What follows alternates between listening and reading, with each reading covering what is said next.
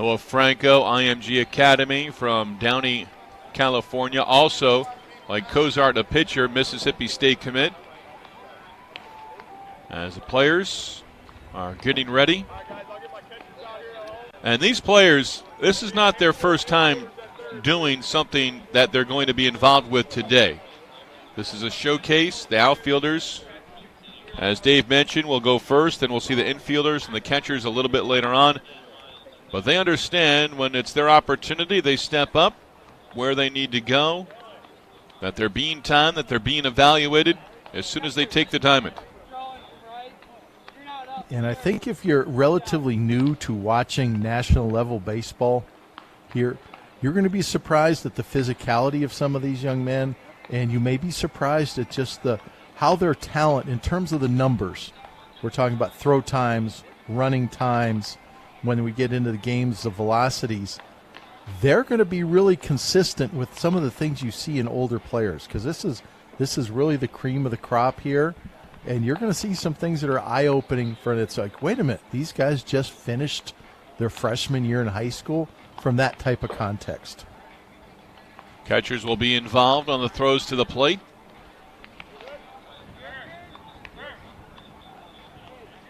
Again, just underway with the 2022 Sophomore National Showcase from the East Cobb Complex in Marietta, Georgia.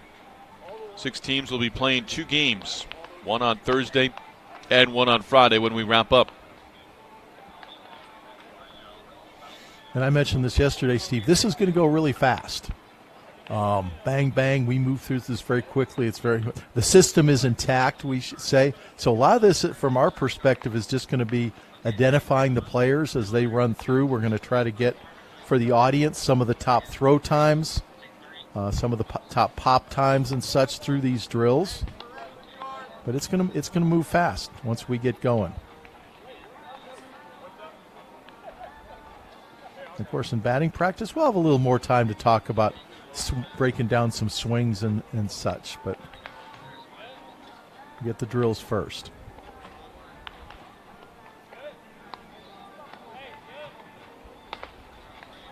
Getting the final thumbs up to get underway here.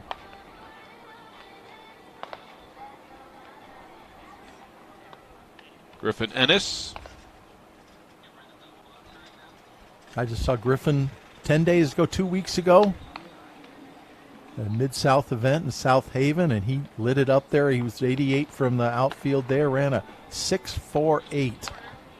We're talking about a very high-level athlete who literally just popped onto our radar screen just then, in less than 2 weeks ago, and has got his invite just then in the last 2 weeks.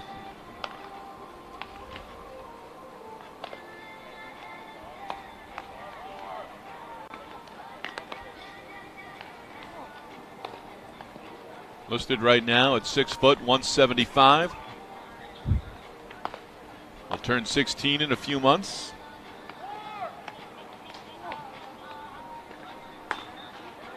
From Mississippi. Top velo on Ennis's throws, 87 miles an hour, so very consistent with what he showed 2 weeks ago.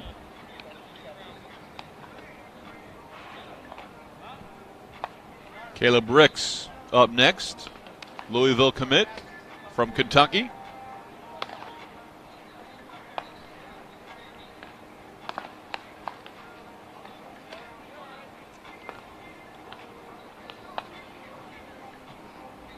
Ricks listed 355th in the nation by perfect game for the rising sophomores. Touted as, go ahead. I'm just looking down this list here, and probably about 40% of the players already have a verbal college commitment. Ricks 5'11", 165. Touted as the #1 outfield prospect in the state of Kentucky, 4th overall as a rising sophomore.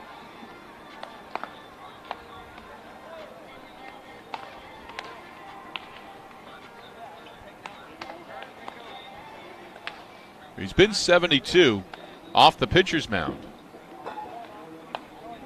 Last listed 60-yard dash time at 6.77.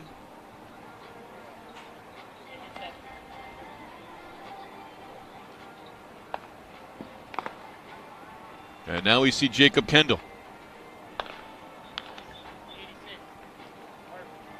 Heard the 86 in the background, Dave. Well, Kendall really much more of an infielder. I think he's really doing this just to kind of post a number, but fifth-ranked player in the country and just an outstanding all-around player, can really, really swing the bat. But a true middle infielder on defense who's out here, I think, just to do it because he can. From St. Augustine, Florida. Committed to Florida and the Florida Gators. Head coach Kevin O'Sullivan, 6'1", 165. 15 years and 9 months.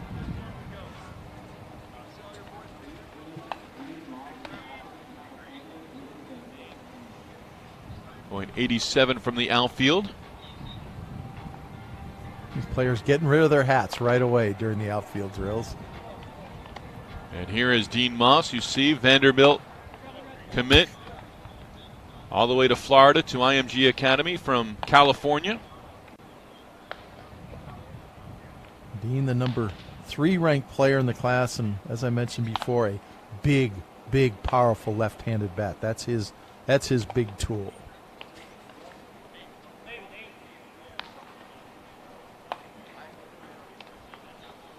Dean Moss listed 6 foot 185.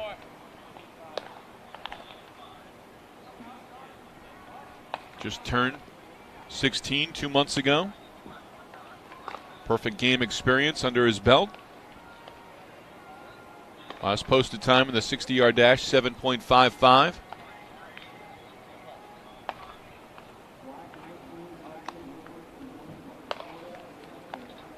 And now we get a look at Nash. Pires, have you familiar with this player? I'm looking at the roster, and it says a different player. So, okay, 19 black on my roster is Jackson Roper. We'll have to check on that. Yep, and I have Nash here on Team White, so we'll get an update.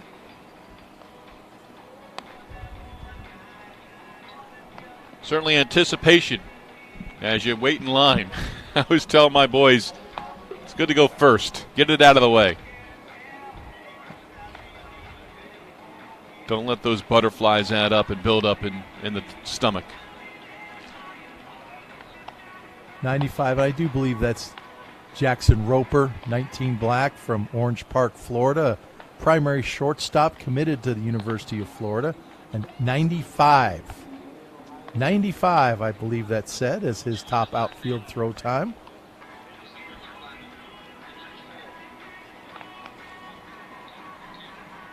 Hunter Richardson up next.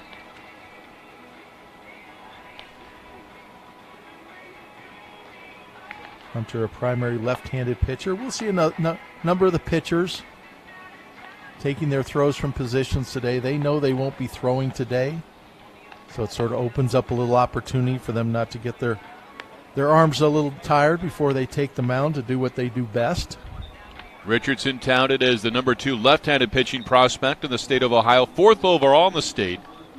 And his national ranking, he is touted as the number 7 left-handed pitcher for the Rising 14s, the Rising Sophomores.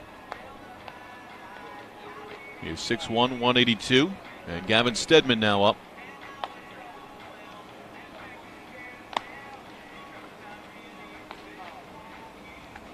From a scout's, you're looking at the number. Pitcher. Sorry, Dave, you're looking at the number and the velocity out of the head. Is that where they're taking it from, out of the hand? Yes, out of the hand. It's done with a normal radar gun, the same exact radar guns that we use for pitchers on the mound, so it is right out of the hand. And, of course, these young men, they love the number, the quantifiable number, and that's something that goes up on their profile, goes up in their Twitter and their social media. Scouts are looking at way, way, way more than that number. In fact, we're putting a grade on these players before we even see a velocity number. So there's a lot goes into the scouts evaluation that's well beyond the arm strength. So give us an idea. Take us down that path as to what you're looking for here. Well, for outfielders, it starts with athleticism. It's how you move through the ball. We want to see the aggressive movement through the ball in the outfield, just not waiting back. We want to see the footwork coming through. We want to see glove position, how well you've been coached up. If you're fielding the ball and back way to the side, that's a sign that you got some fundamentals still to work on. And, it's one thing to throw 85 or 95 when you take 3 or 4 extra hops, skips, and jumps, or whether you have a quick release that's a game type of thing. That sort of puts an asterisk by some of the throw times that we see. Start seeing players now. Sean Ashenfelder from Team Gray, St. John's, Florida.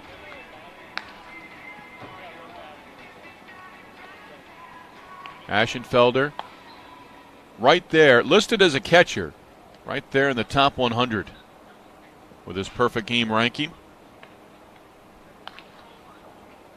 Young man, 6'1", 170.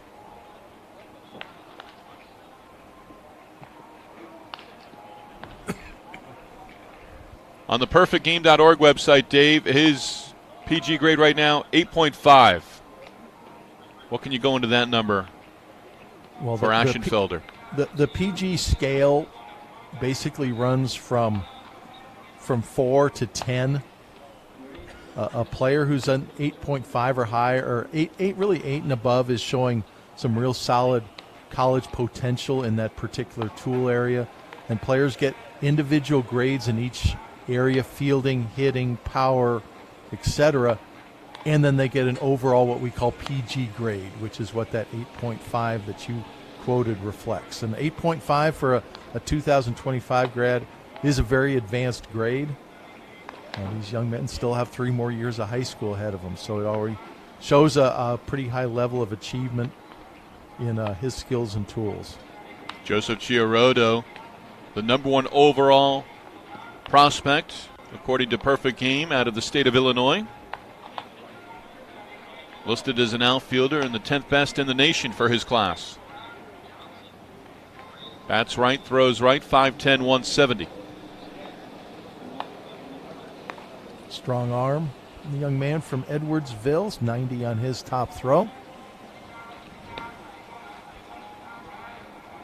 Everett Johnson, young man from Youngsville, North Carolina. Johnson, a fun player, ranked 15th. Definitely not the biggest player in this group. Listed 5'9", 160, and I think that's probably generous, but extremely high energy and just an outstanding hitter. I think he's going to end up in the middle infield. He's a primary outfielder now. I see him at second base in the future, but we have 3 years before they're even finished with high school, so it'd be probably premature to even speculate too much on that now. Ranked number 3 overall in his home state of North Carolina. Got the hair going. That's never been a shortcoming for Everett, his hair. That's on the scouting report, too, for Dave Ronsley. That tool is known in PG scout parlance as lettuce. There you go. Tool. Luke Papano up, Kentucky commit. Another highly touted rising sophomore. I'm a big, huge Luke Papano fan. I've seen him play at a number of smaller events in addition to the festivals, and a primary left-handed pitcher and a really true two-way player between the mound and as a hitter and outfielder. Just a great young athlete. Bats left, throws left, 6'1", 165.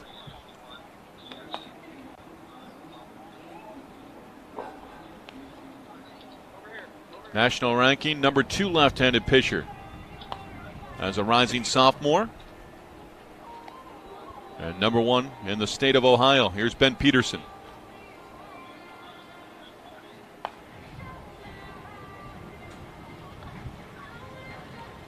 Peterson, a primary catcher, secondary outfielder. I'm sure we'll see him don the gear a little bit later.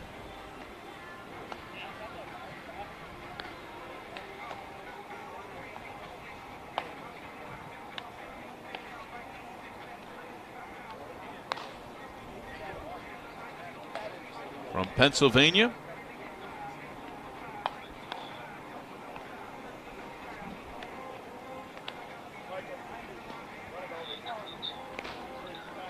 As he wraps up, we'll see his top velocity at 90.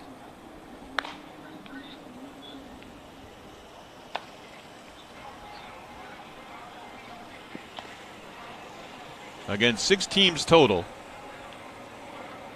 And we'll see the outfielders, but as Dave touched on, we'll see some pitchers. We'll see some infielders that will take their throws from the outfield as well. Jack Ruckert, Louisiana State commit from Baton Rouge at Catholic High School.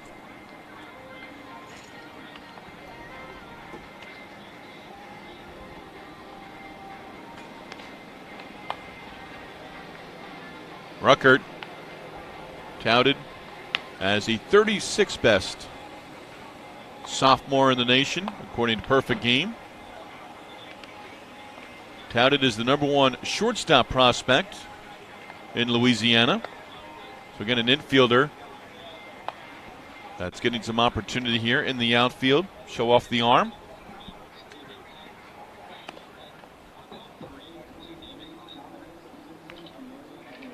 Ruckert last year, 7 base hits. All singles over 15 games with his stats at Perfect Game events. 6 foot 165 right now. Listed with a projectable build. Last 60 recording at 7.05. And his last outfield velocity was 87 on the perfectgame.org website as we look at Dominic Stevenson. Young man who can sleep at home tonight from Marietta, Georgia. Nearby Harrison High School. Primary catcher, secondary pitcher, tertiary outfielder.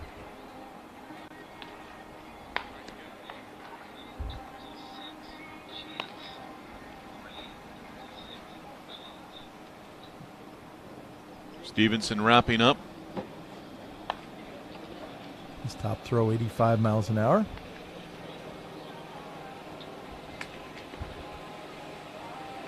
Hudson Chance, Tennessee commit from Brentwood, Tennessee.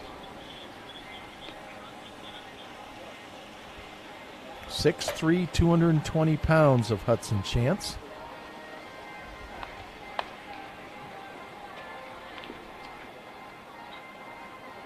He might be one of our two-way players, multiple sport athletes, if you're looking at that football body right there.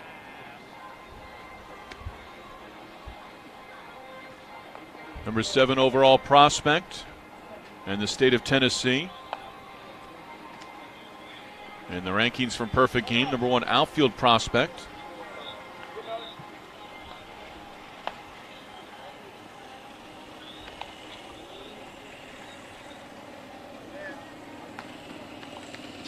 Hudson Chance wrapping up. Most players starting with the cap on top of the head and then getting rid of it.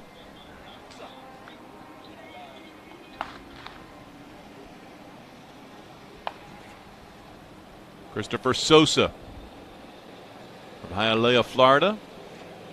Mater Dei Academy High School.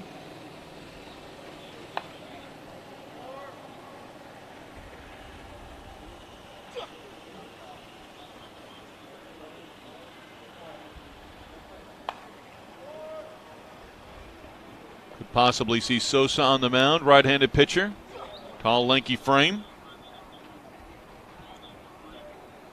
Listed 6'4" and 190 pounds.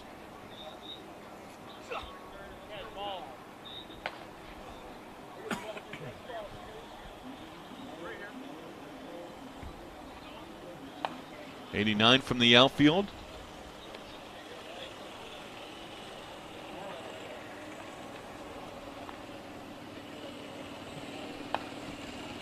Oh, Franco. Mississippi State commit. Mentioned him earlier from IMG Academy.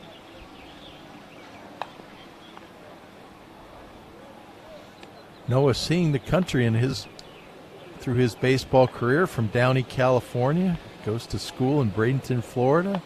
Committed to Mississippi State.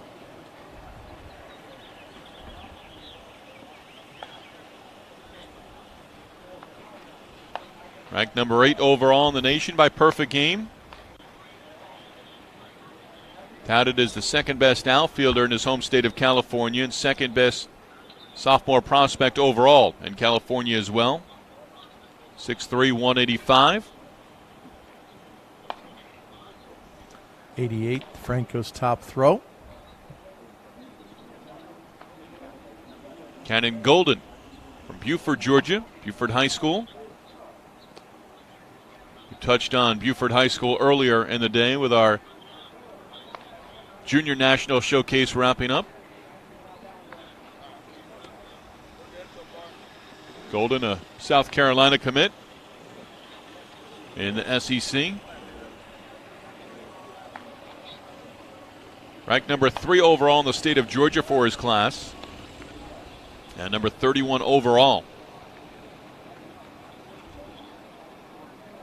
Outfield velo last time, according to perfectgame.org, 85. So we'll see what Cannon Golden is here.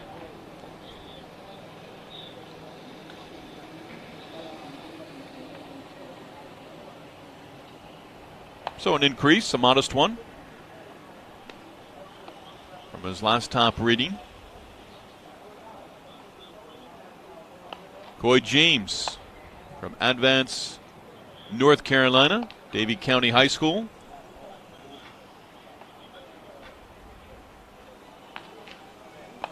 I haven't gotten too deep into the bio just yet. There's a young man, Blake Illich, on the white roster for the Rising Sophomores National Showcase here. He's a member of the Illich family from that Detroit, Michigan area. I believe Little Caesars Pizza. Yes, grandfather was the owner, founder of Little Caesars, and of course the involvement with the Detroit Tigers. And are they involved in multiple teams there? Red Wings possibly as well? I believe so. We'll dig deeper into that. Hagen Wright, Arizona State commit, up next from Mesa, Arizona.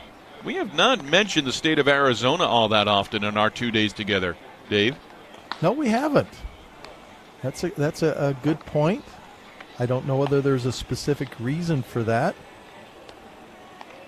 I'm sure they're well done with their high school play. They start real early in Arizona.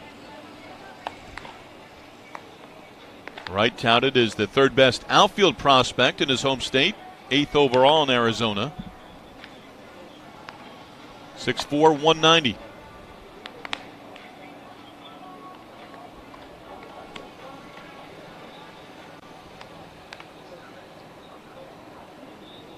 Was 79 on his last reading from the 86. outfield.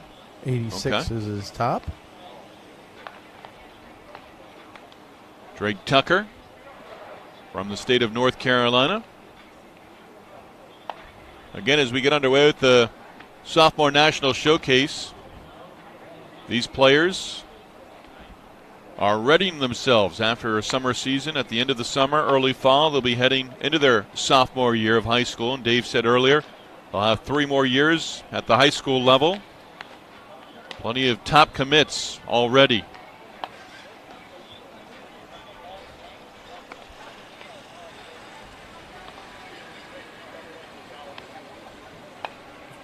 Tucker, a primary third baseman, secondary pitcher, also plays some first base.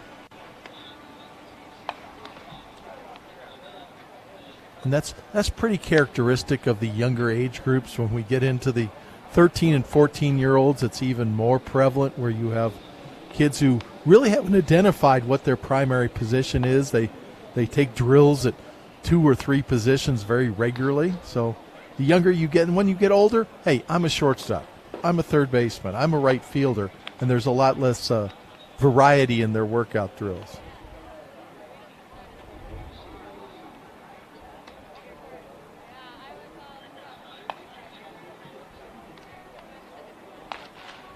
This is Avery Shiflett, a primary left-handed pitcher from Calhoun, Georgia, a Georgia commit, 6'4", 185 pounds. See those long arms, long legs.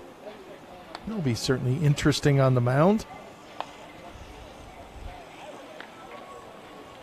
Shiflett ranked as the number 1 left-handed pitcher in the state of Georgia, 19th overall.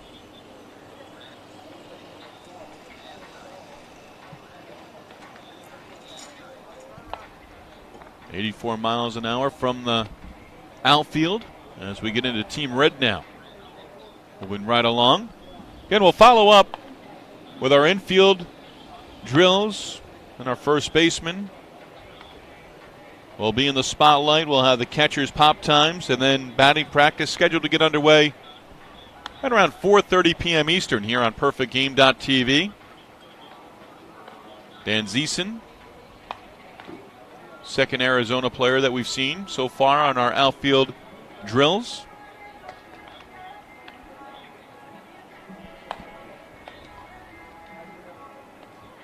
Games tomorrow and Friday, 8, 11, and 2. The scheduled start times, all Eastern. Dan Zeeson, will maybe look forward to him on the mound later. He is listed as a both-hand thrower and both-hand pitcher. Be interesting to see whether he does that at this event. Christian De Los Santos. Can you repeat that one more time? Dan Zeeson is a both-hand pitcher and is listed as a left-handed batter, both-hand thrower. Remember seeing Chris Armstrong a few years ago. His father pitched in the big leagues as a reliever with the Cincinnati Reds. Chris wrapping up his career at Florida and was ambidextrous as a pitcher. Oh, we had an All-American. We had an All-American, a PG All-American last year. Throw 90 from the left side and 96 from the right side in the Perfect Game All-American Classic. Who was that? It's a very difficult name, and I'm not going to embarrass myself by saying it, but the young man was legitimate, 90 plus both ways and up to 96 right-handed. Showed it on the big stage at Petco Park in San Diego. Sean Gamble from Des Moines, Iowa, and at IMG Academy down in Florida. Sean Gamble, as you said, an Iowa native and just a tremendous athlete. One of the best athletes we've seen out of Iowa. Perfect Game's home in a long time. As a national ranking number 3 in the nation at the shortstop position, 10th overall, and the number 1 overall prospect according to Perfect Game out of his home state of Iowa.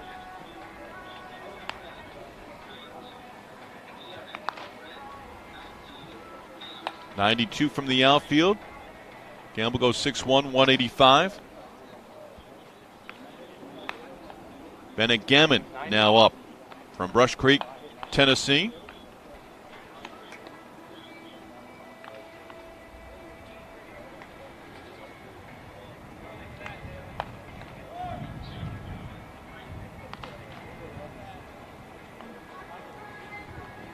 Gammon, left-handed pitcher. 6 foot, 150. Tops out at about 84 miles an hour off the mound. Number 1 left-handed pitching prospect in Tennessee, according to Perfect Game.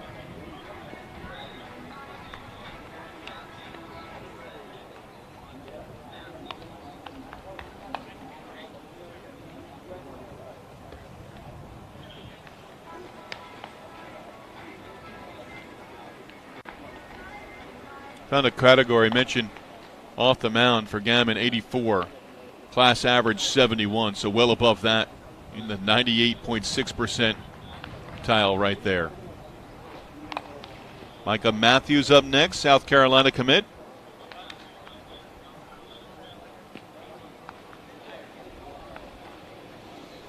Anything that has stood out for you so far, Dave? No, there's definitely the tools getting better as these kids get older. You know, we've seen a number of the 90s from the outfield, and the most enjoyable part for me and for most scouts, most Perfect Game scouts especially, seeing these kids from a young age and seeing how they develop every year physically. I mean, Micah Matthews, 6'2", 195 pounds. He's a presence in a room, trust me, at his size But yeah, the big thing is just watching how they improve from year to year. The last time I saw these guys was last Labor Day weekend at the 14U Festival, or the last time I saw many of them. Some of them is with Ennis I saw 2 weeks ago. But it's really fun watching them develop from year to year and seeing how they improve the areas that they're getting, are becoming their best tool areas.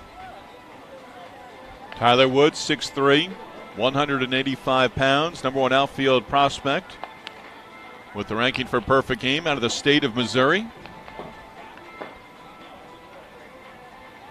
89 with his velocity from the outfield. We'll see if he hits in the 90s. His number will pop up in just a moment. 88. 6.82 in the 60-yard dash.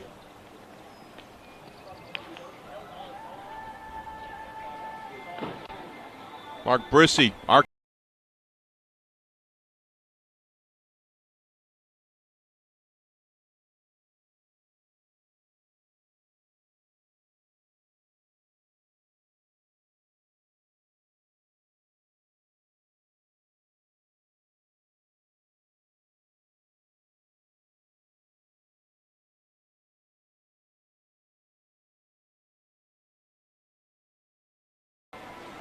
Six teams will be in action, 2 games, Thursday and Friday on the docket.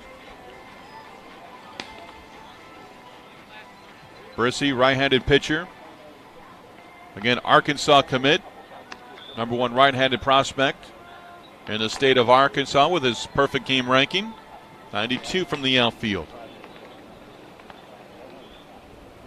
Now we get into Team Blue. And Wesley Bass is up from Marietta, Georgia, another local.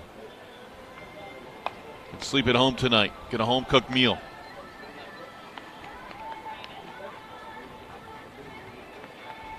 What does release point tell you from the outfield, Dave? Well, it's going to tell you a lot about the kid's fundamentals and how much he's been taught. A proper arm action from the outfield is going to be a high release point where you get on over top of the ball, and Bass doing a really good job of it there, because when you get on top of it, you're creating that backspin, which is going to create more carry on your throws, and it's going to be a straight and true throw. If you throw from a lower slot, it's inevitable that you're going to get tail on the ball, and that's going to just make it really hard to throw accurately. So we want to see a straight over the top, backspin, stay on line type of throw. Pardon me, I didn't mean to interrupt you there, Dave. But you know what I've noticed from outfielders at the big league level and even at the college level? They're no longer leaving their feet on throws to home plate. That was something over the course of a couple of years and seems to have gone away. Leaving their feet as in just that full max effort layout after the throw type of throw? Right, almost, adding a little bit to it where, you just kind of throw right through. Right now, Coombs is staying on his feet, where they would land in almost a heap going forward with their momentum. I had never seen that up to a couple of years ago, and it would make the highlight reels, and there was really nothing to it. It was just sort of that added to it, and there was really no reason for it. Not every outfielder. The most important throw, whether you're throwing from third base, the outfield, catcher, it doesn't matter, is its accuracy. Because these kids like that velocity number, but in a game, if that throw isn't where you can make a tag, it's kind of irrelevant. So and accuracy comes from your arm stroke coming from over the top, and it comes from your footwork coming into the throw. So how are you noting accuracy on your notes if you were doing it right now? I do it very, very simply. I would be writing down wild, plus wild, plus wild, or accurate, or online one-hop throws, because those are going to be those are the throws you want. You don't want to see a throw going all the way in the air with arch. You want to see a throw that's going through the cutoff man. So in a game situation, if you had the first baseman or whoever your cutoff man's there, he would have a chance to cut it off. So you want to see an online throw that's going to one-hop into the base, whether it be third base or home, and be accurate so the catcher or third baseman can make a play. And now all that gets back to our arm stroke and footwork. Your longest throw is from right field. Are these drills with the outfield drills right now always in these events from right? Yes, always, 100% of the time. It's the most realistic game throw that you can see. And if you're did this in left field, you're throwing to where? Second base and home? No, we want to see them stretch out and show their arms. In fact, we used to have them throw 1 to second, 1 to third, and 1 home. The 1 to second just being to kind of get loose and get less nervous. But we finally decide, hey, just throw 2 to home, or 2 to third, 3 to home. Kai Nee from Westport, Connecticut, Loomis Chaffee High School in the Nutmeg State, Duke commit.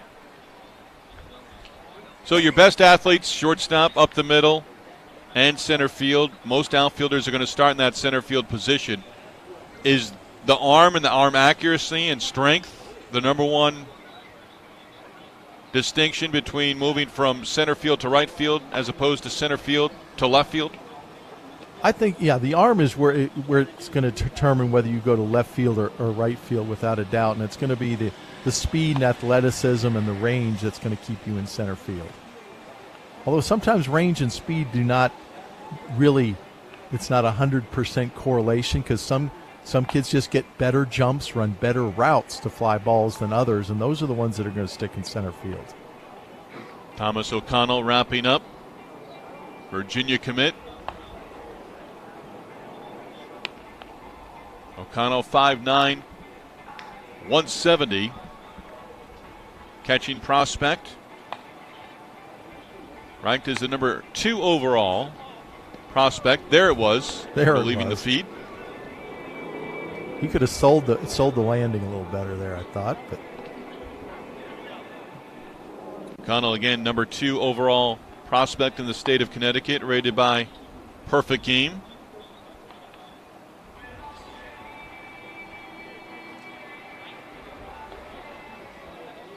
Zion Theopolis, Duke commit from Anderson, Ohio.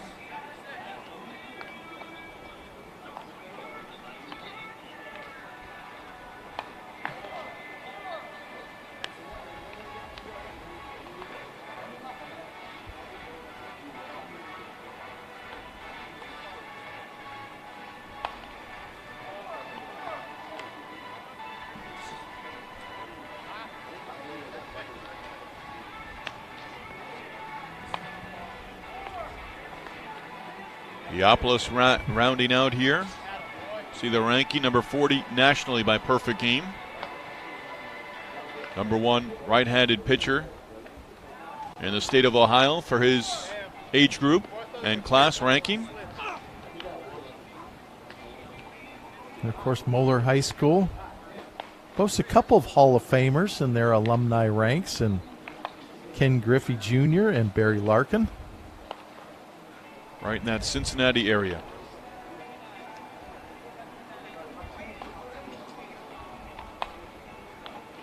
Joshua Campbell up next. Now this is an interesting one and a talking point. Young man about to begin his sophomore year in high school. Late in the summer, early fall. And I always preface that by saying, depending on where you're at in the country, but we just found out over the last 24 hours, and I found out earlier today, Michigan head coach Eric Bakich will be introduced as the new head coach at Clemson. So he's got the verbal commit, and we know, and you've touched on it often here, Dave, and certainly a key talking point is coaches change at every level, and certainly right now at the college level, averaging about 30 changes a year, give or take, over the last 5-10 years with D1 baseball programs. And then when you look at 3 years out making a verbal commitment, it's a commitment that you can rescind any time, and that's a two-way street. A school can rescind a commitment just as easily as a player can. But we're talking 3 years out. That's a 2.5 years until the actual signing date, and that's a lot of time to evolve your opinion about what school would be best for you. And even with the signing date, you make it official with that, and there's a lot of pomp and circumstance that goes into that. With prospective Division I athletes, some of these players that we're seeing here few years they'll have decisions to make. Go pro out of high school or go the college route and spend 3 years at a Division I program. Do you think that ever changes with all the changes we see now? And I like it for football and baseball, that you commit to a Division I program, you step on campus, you're there for 3 years. Basketball, you can be one and done, and we know how that works with college basketball. But do you see that with baseball of possibly in the future of only having to spend 1 year on campus? I don't think it's ever even been remotely discussed. That may be the first time in 33 years I've ever heard that. You know, obviously, if you go to a junior college, it's you're eligible every year. You can be age eligible after 2 years. It's certainly, sophomore eligible in college just by virtue of being 21. But I've never heard any discussion even of a change in rules that would enable a player to, leave college after 1 year. Well, we'll move on from it. But it's always something I've thought about. And you used to have the draft and follow as well. Yeah, it certainly happened, many times over the years. A young man will go to college and as a freshman and then decide, hey, I want to get out sooner, and then transfer to a junior college for his sophomore year and become draft eligible a year before, going that route. But, that's really the only open door if you actually step into that classroom as a freshman on a division, on a 4-year college campus, of getting into the draft earlier. Did you like the draft and follow? I loved it. I was one of the major supporters. Okay. I stood up in scouting director meetings every year. The Yankees and the Astros were the two biggest draft and follow teams, and I'd stand up at scouting director meetings and just basically say, this is why we should keep doing this as an industry. So, yes, it was great for junior college baseball, which I'm a huge supporter of. It was good for the kids if you did it right. And if you did good scouting, you were rewarded for it. The Astros over the years signed players like the late Darryl Kyle and Julio Lugo and Roy Oswalt and just a number of future big leaguers using that draft and follow.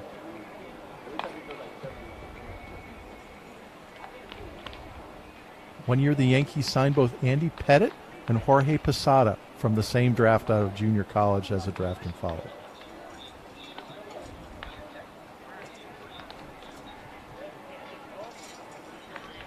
Impressive number there, 88 miles an hour from the outfield.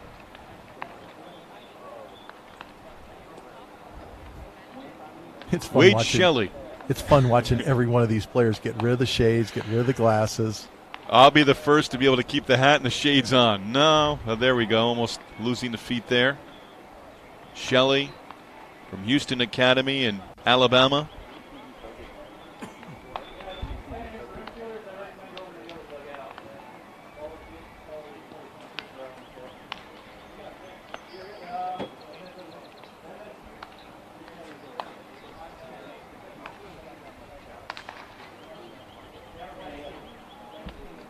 And still threw the ball, even though he did not field it cleanly. Infielders will follow as we are in the late stages of our outfield drills at the start of the 2022 Sophomore National Showcase from East Cobb Complex in Marietta, Georgia.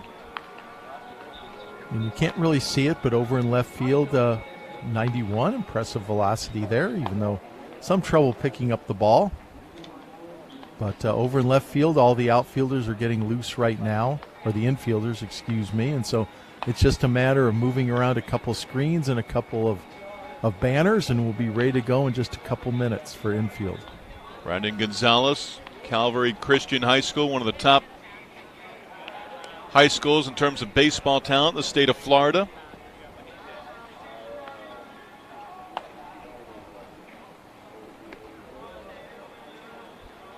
It's always confusing. There are two Calvary Christian high schools that have both been contenders for national championships in Florida, one in the Tampa area and one in southeast Florida.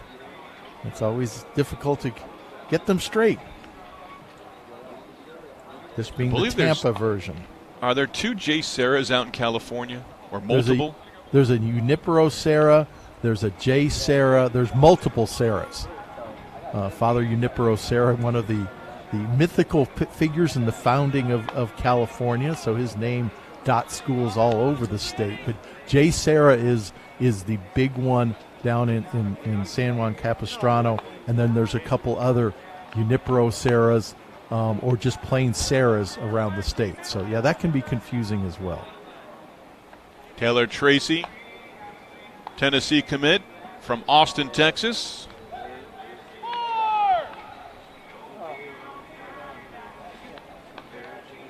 I've gone around with Jim Jenks, Cary, North Carolina, and different events, Minneapolis and Houston over the years, and always follow Jim to dinner. And I don't know if I've ever shared with him, but if we ever end up in Austin, A, I'll buy, and B, we're going to my places.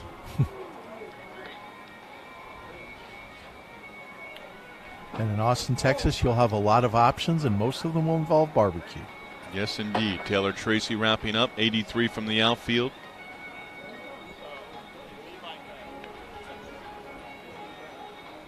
The listing on Tracy, 6'5", 180. That arm worked pretty well, so I'm going to look forward to that on the mound, that's for sure. Number 3 left-hander out of the state of Texas from Perfect Game, as you see us wrap up on the outfield drills here on field number 1 at the East Cobb Complex. Zach Brown Band in the background. And we'll move over to our infield drills in just a few moments. Again, batting practice coming up. Our first group, Team Black, scheduled to get underway right around 4:30 Eastern, so just about 90 minutes from right now. We'll have our infielders coming up next, then our first baseman, our catchers with the pop times from behind the plate. Now, what are we going to see here, Dave, with the infielders? We're going to see, just like the outfielders, each infielder get 5 balls. The first one will be right at them, ideally. The second 2 are going to be to their backhand side. The third one's going to be up the middle. And the 5th one will be a slow roller where they come in and make the quick flip. So it's a combination of skills we're looking at. You know, same thing in outfield. You're looking at athleticism first. Really like looking at the footwork. I like setting up on the third base line to scout it so I can get closer to the feet, so I can really watch the footwork in action, because that's such a key thing for infielders, how their feet work. And, of course, you're looking at glove position when they get their glove down, agility, their ability to stay balanced when they throw. And, of course, their arm strength is going to be measured and observed in their accuracy. And, again, accuracy is a function of all the things you do before you throw.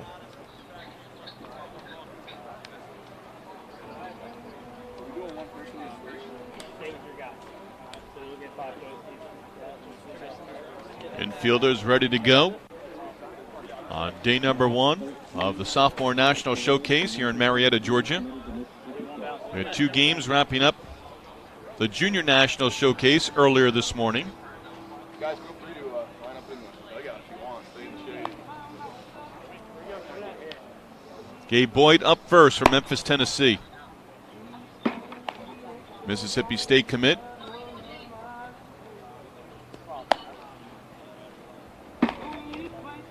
Christian Brothers High School. And this won't be the last thing I say it, but something to emphasize for maybe some younger brothers, younger siblings out there, just young baseball fans who hope to be on this stage someday or go to a Perfect Game showcase. Something we really want to see as Perfect Game scouts as part of our evaluation process in this is game actions. Not where you take a ball, you wind up, you take 4 steps and throw for the radar gun, but we want to see how you are game actions. And if you don't show game actions, it's really not doing much for us from a scouting perspective. It's just maybe getting that number on your Twitter account or your Facebook page a little bit higher.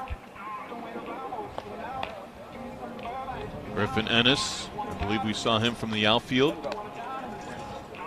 Yeah, Ennis looked really nice in the infield during the games a couple weeks ago when I saw him, and he has the athleticism to maybe move from a primary outfielder to an infielder full time, depending on how he develops over the next few years. And in high school, it can largely be by team need as well. If he's the best shortstop on his Corinth High School team, he's going to end up playing shortstop. He's been 83 off the mound, 88 from the outfield, 6.48 in the 60-yard dash. Ethan Holiday, name you mentioned earlier, and certainly a name that we're going to hear a lot about. Matt Holiday now at Oklahoma State, and that family getting ready to celebrate in the month of July with his older brother. And Ethan still developing as a middle infielder, 6'3", 185 pounds, so still developing with the arm and the lower half actions, but boy, can he hit a baseball. That's something that those Holidays seem to be able to do. Yes, indeed.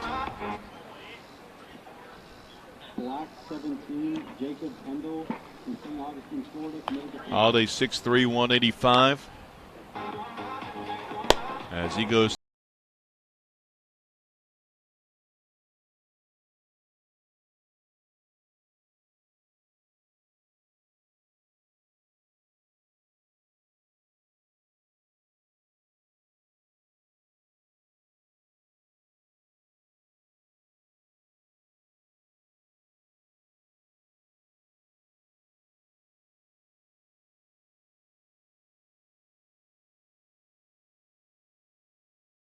down as a rising sophomore already. That's easy for him. perfect game rating of 9.5.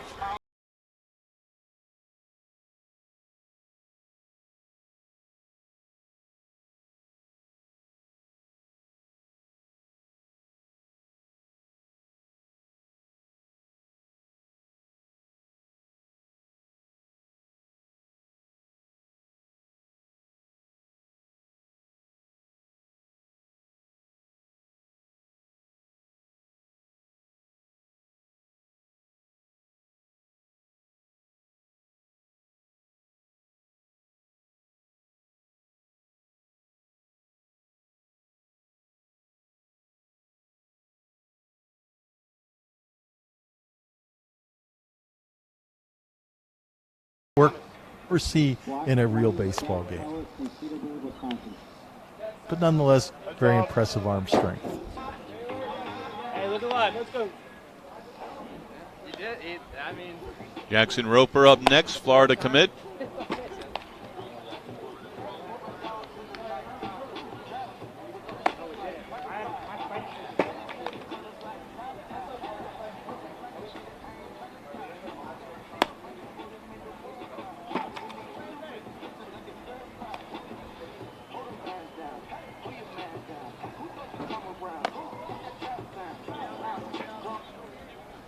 It's actually number 20, Jack Paulette from Cedarburg, Wisconsin. Okay. 82 is Paulette's highest velocity. Move over to the gray team. Sean Aschenfelder, we saw him from the outfield earlier. And we'll see him from behind the plate next. Pretty good footwork receiving that ball.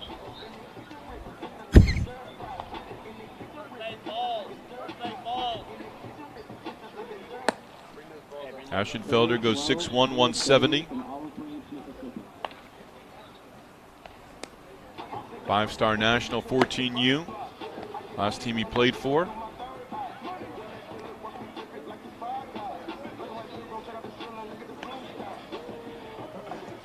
Caleb Doty up next.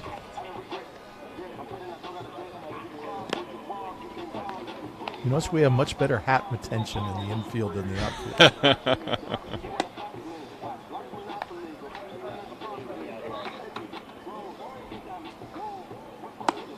Now everyone again from shortstop.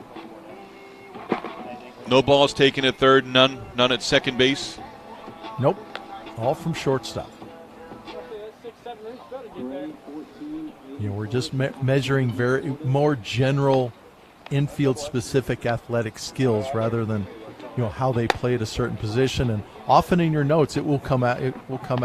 You know, future third baseman, or if he is a third baseman, has third base actions.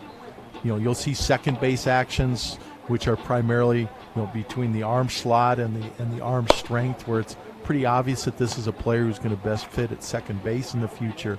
So in the scout notes, there's all sorts of consideration about that in the notes, and you can tell that just from what they're doing out at shortstop in those 5 balls. Aiden Forrest, for instance, is a third baseman. His experience is at third base, and you can kind of tell by how he moves after those balls that he has to go an extended distance for. Ray 17, Everett Johnson from Youngsville, North Carolina. And I think, as I mentioned during outfield, I think Everett Johnson, with his athletic profile, is going to end up in the infield, and with that arm slot, he throws from a low arm slot. That's probably going to be more of a second base type profile, but with his quickness and athleticism, easily has the ability to be a second baseman. And of course, with his speed and hitting ability, those are going to translate regardless of positions. He's like a little water bug out there.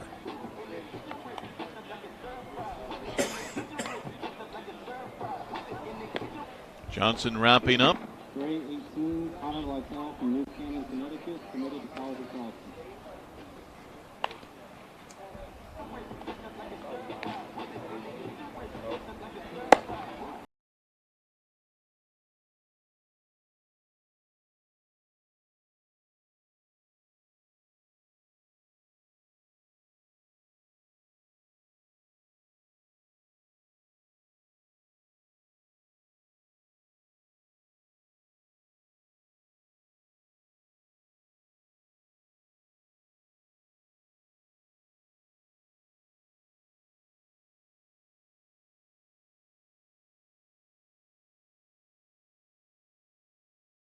Gray 22, Jack Rucker, Was 5'10", 143. committed to Louisiana State.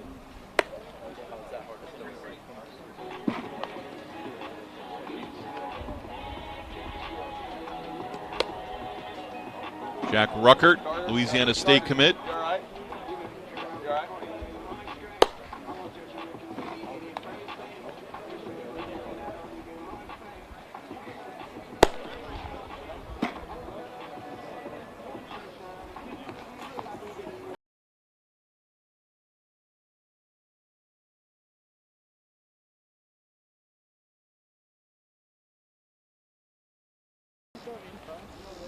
Gray 25, Jason Zack from Milwaukee. Ruckert, best perfect game grade of 9.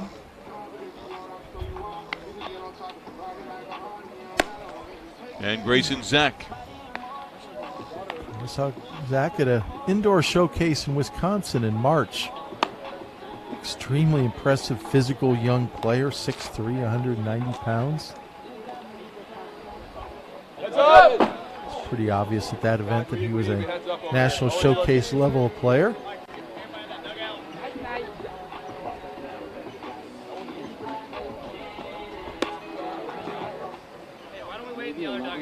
Perfect game ranking, #1 overall in the state of Wisconsin. And Wisconsin has developed some players in recent years. Jared Kelnick,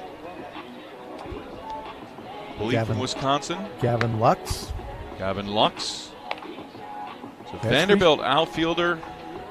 Jody went to Vandy, ended up with the Dodgers organization just a couple of years ago. Yeah, I know you're talking about, can't remember the name. But yeah, we're the point with Wisconsin where virtually every year we have a All-American. And, PG All-Americans are, there's only 50 to 55 of them a year. But every year it seems we have at least one All-American from the state of Wisconsin. So very, very booming baseball state.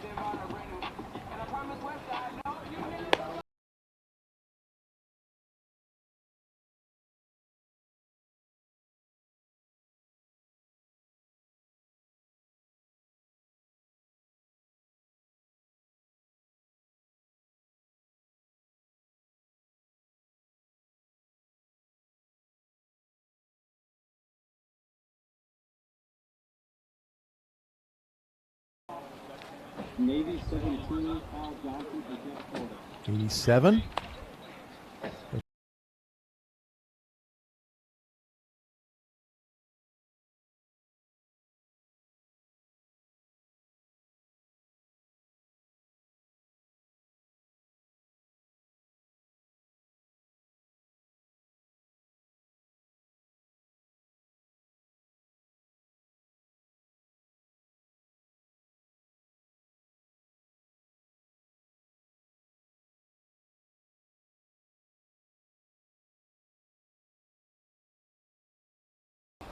Johnson, 6 foot 180. From New Waverly, Texas.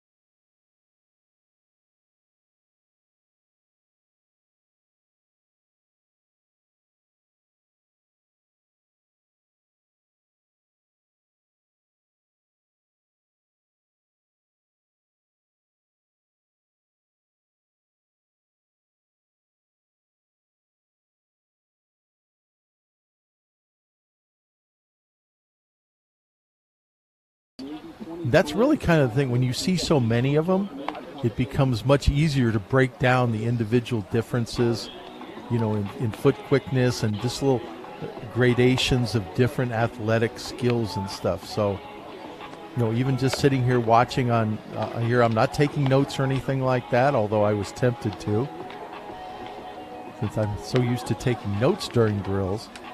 But from a scouting perspective, if you have the experience, you're seeing a lot of different things with a understanding from beforehand what correlates to different ability levels. Our first look at Eli Pitts from the state of Georgia. Number 2 ranking in the state, according to Perfect Game, the number 1 touted shortstop. As a rising sophomore, South Carolina commit.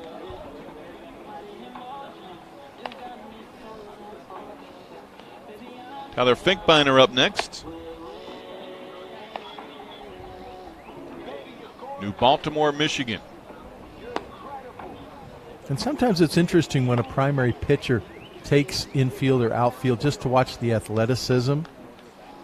Finkbeiner, for instance, he's probably 15 years old, still 6'5", 190 pounds, primary pitcher.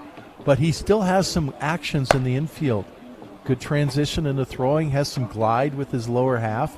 And that's nice to see on a pitcher, especially a big, tall pitcher like that he has that real athleticism at that size and age, and that's going to really pay benefits for him on the mound.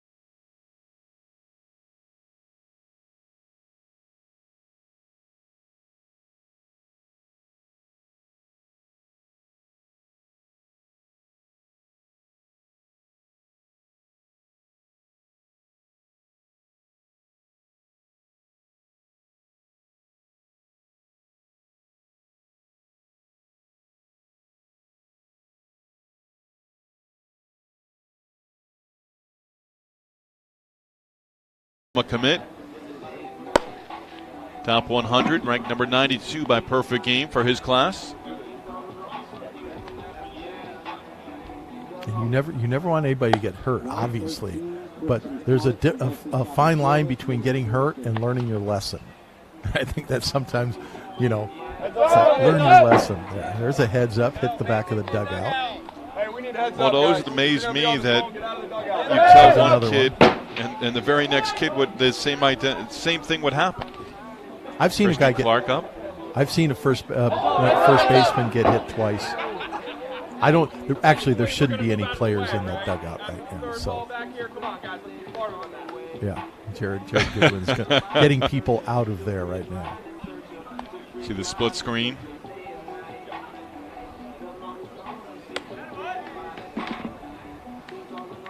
Christian Clark, Wesley Chapel, and Carrollwood Day out of Florida.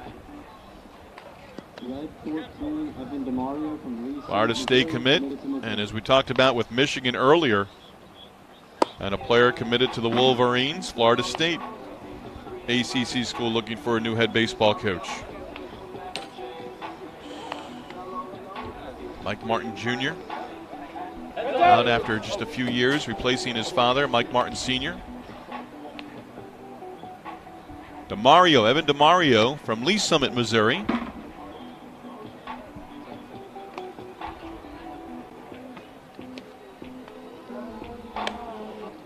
Mario wrapping up. Christian De Los Santos from Miami, Florida.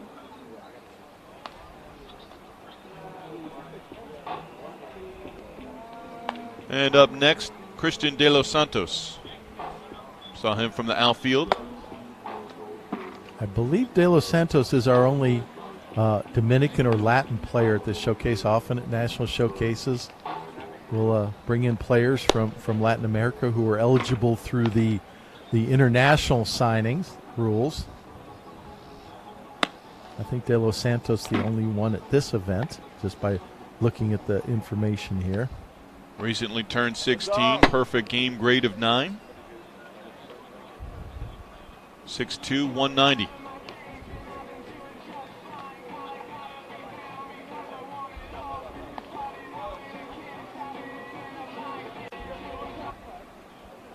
Red 18, Sean Gamble from Des Moines, Iowa.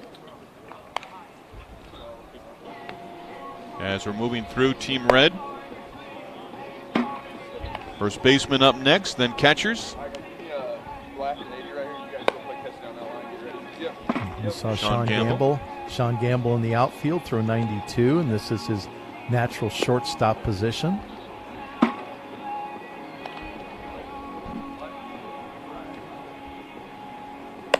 Good actions on the ball up the middle. Moving to his left.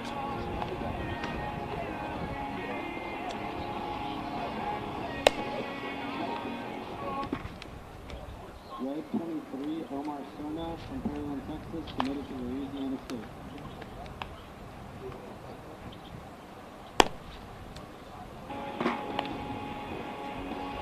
Omar Serna now up. Heads up! Serna was LSU commit. the most primary catcher, but was the most valuable player of the 14U Festival last year.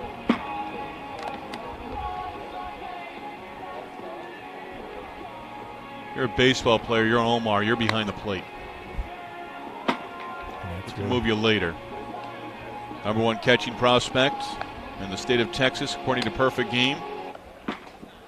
Red 26, Mark Risky. Perfect game grade of 9. Committed to Arkansas. Heads up! That boy, get up.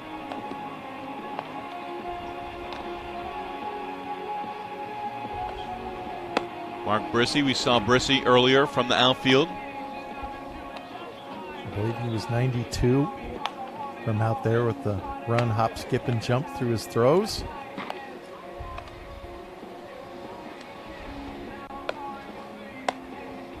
Right-handed pitcher, also listed as a corner infielder. We could see him at first base in just a bit.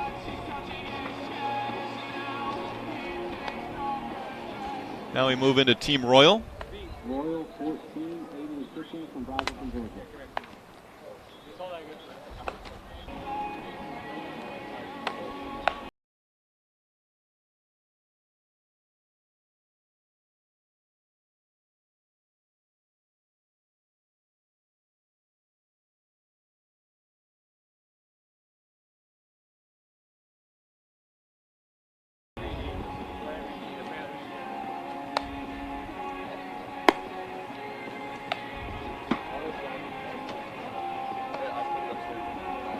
Kitchings goes 6'4" and 205.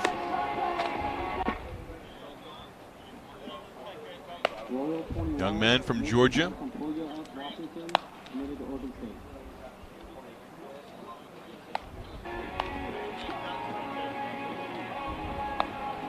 And now Mason Pike, Oregon State commit. Oregon State bounced in the Super Regional round, losing earlier this week at home in Corvallis to Auburn.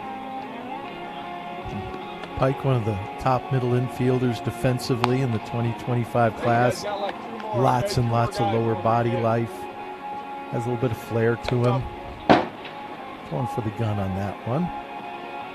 But you can see the bounce in his lower half and how easily he moves. 5'10", 180. Perfect game grade of 9. He is a switch hitter.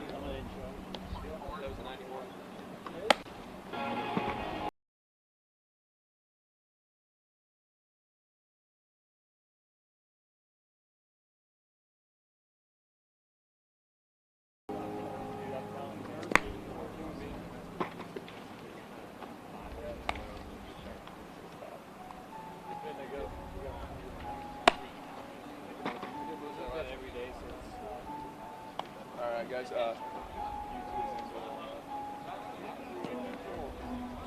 And now we move on to Team White as Royal wraps up. And Winans you guys go get warm. on the infielder. And I'll tell you right now, we've been talking about batting practice at 4:30 and such. We're running way ahead of schedule right now. I think we're going to get to batting practice well before 4:30. Each team right now allotted for 30 minutes. Oh, that's not good. We're going to go for batting practice?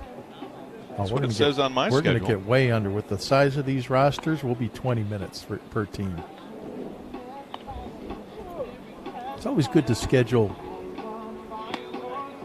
to leave enough time, but Well, yesterday you said 12 hours a day.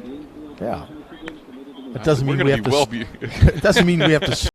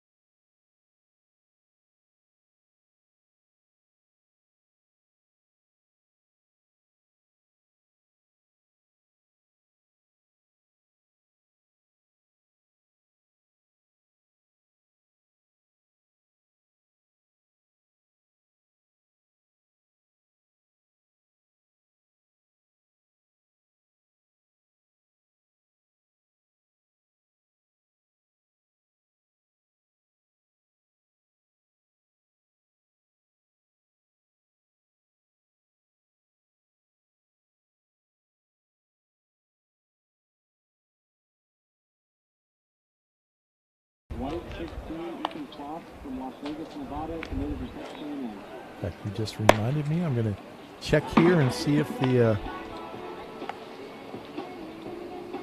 60 times are on the website yet. Ethan Kloss up next.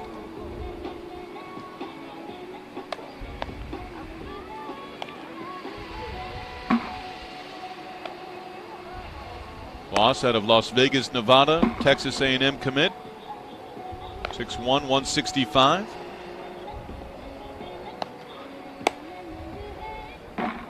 White 17, Josh Gibbs from Cumming, Georgia.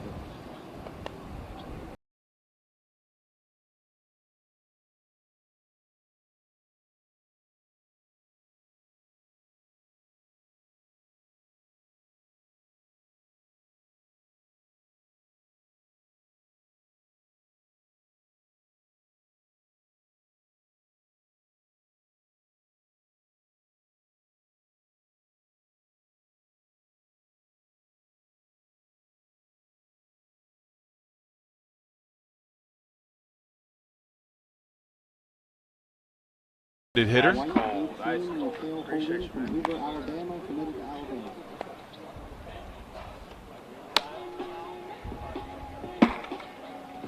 And Mikhail Holden up next from Hoover, Alabama.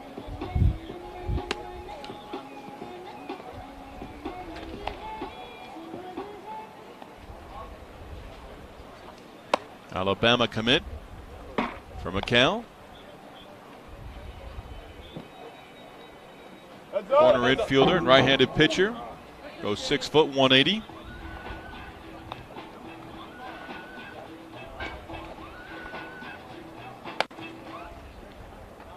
Perfect game ranking of 8 and the 8th overall rising sophomore prospect out of Alabama.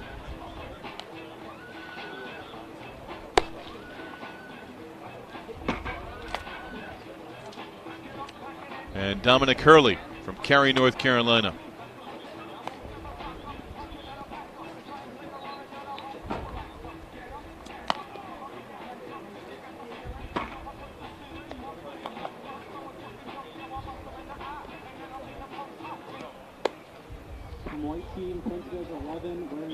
Hurley, college interest from Arkansas, Duke, Miami, Texas, Virginia Tech.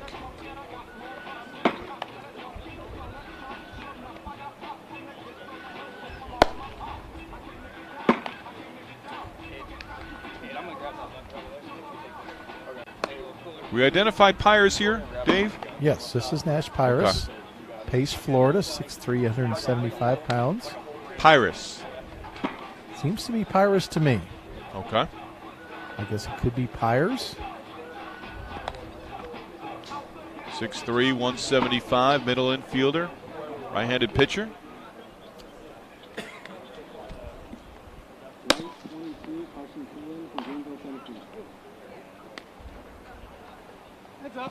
Carson Quillen from Tennessee.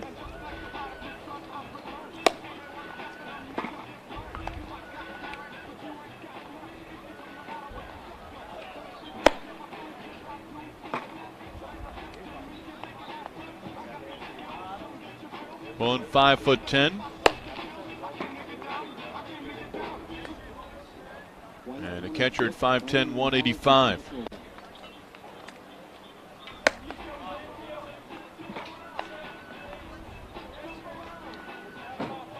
Now Brandon Gonzalez from Tampa, Florida. Saw him from the outfield.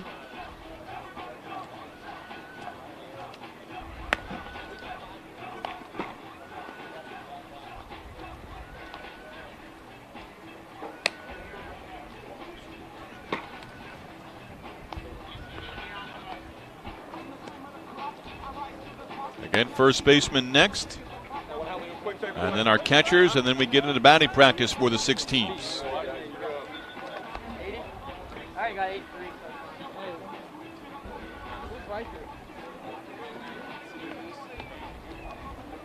Hunter, are you loose and ready? Yeah. All right. Everybody And we'll else move over to our first base position. What will we see here, Dave? A lot of first base is just looking at agility. And while they throw over to third base to get the radar gun reading and the throw times, put a number on that, it's actually from a scouting perspective how they make that throw to second base. That's a lot more important. They'll have a couple throws to third, a couple throws to second from both back and at the bag. But the throws to second are the interesting ones because they're the game throws, and you get to watch really the footwork that a player has developed. And first basemen tend to fall into 2 categories. They're really athletic ones who are capable of playing other positions, and then the bigger slugger types who are going to have to work hard to be a plus defender because of their size and relative athleticism. Hunter Richardson is first up for our first baseman. And then you find, there are the left-handers that will get into notes. They're left-handed, so the physics, the geometry of baseball means they can't play middle infield. but first basemen who are left-handed throwers who are athletic enough so that if they were right-handed, they could play, in the middle of the infield. You just brought up for me a touchy topic from a few years ago with my son, the lefty. Yes. Now, see, the one position that I think, and it still might happen, it's happened sort of on little quirks over the years, where a catcher, there's no real reason a catcher can't be left-handed except for basically percentages. I've seen that in Little League, and there are catcher's mitts for left-handed throwers. Yes. Oh, we'll see left-handed catchers, not every day, but Dominic Smith of the New York Mets, we saw him catch in Jupiter as a high school senior, who was destined to be a first rounder out of high school, and he caught in a game at the WWBA World Championships, and was the type that if he had been a full-time catcher, they might not be having a problem where to play him right now in New York.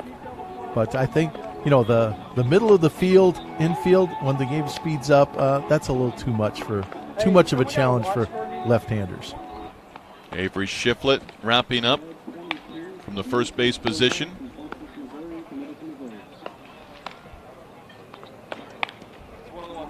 But of course, we know left-handers have advantages just at first base, especially with the tags and on the throws to second base. And of course, everybody knows that left-handers have an advantage on the mound, don't they?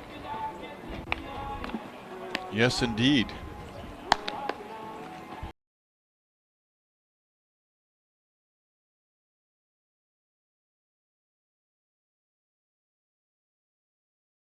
Red 26, Marcus Harris from Batesville, Arkansas, committed to Outfield.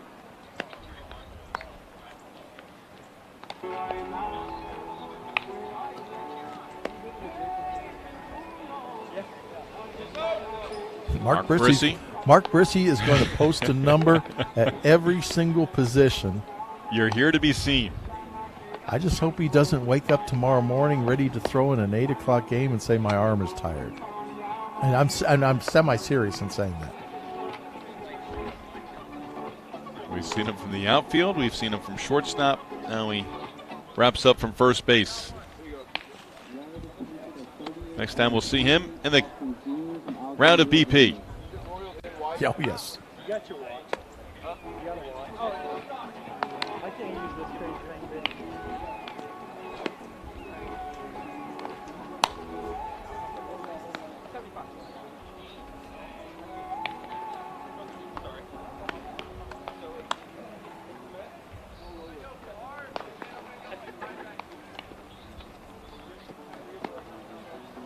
That's Austin Dean, listed at 38 in the program, but 28, the number on his back, and the reason I can tell is he's listed at 6'7" and being left-handed, and that certainly looked like a 6'7" left-hander. And I think I caught Dean on the back. Yes.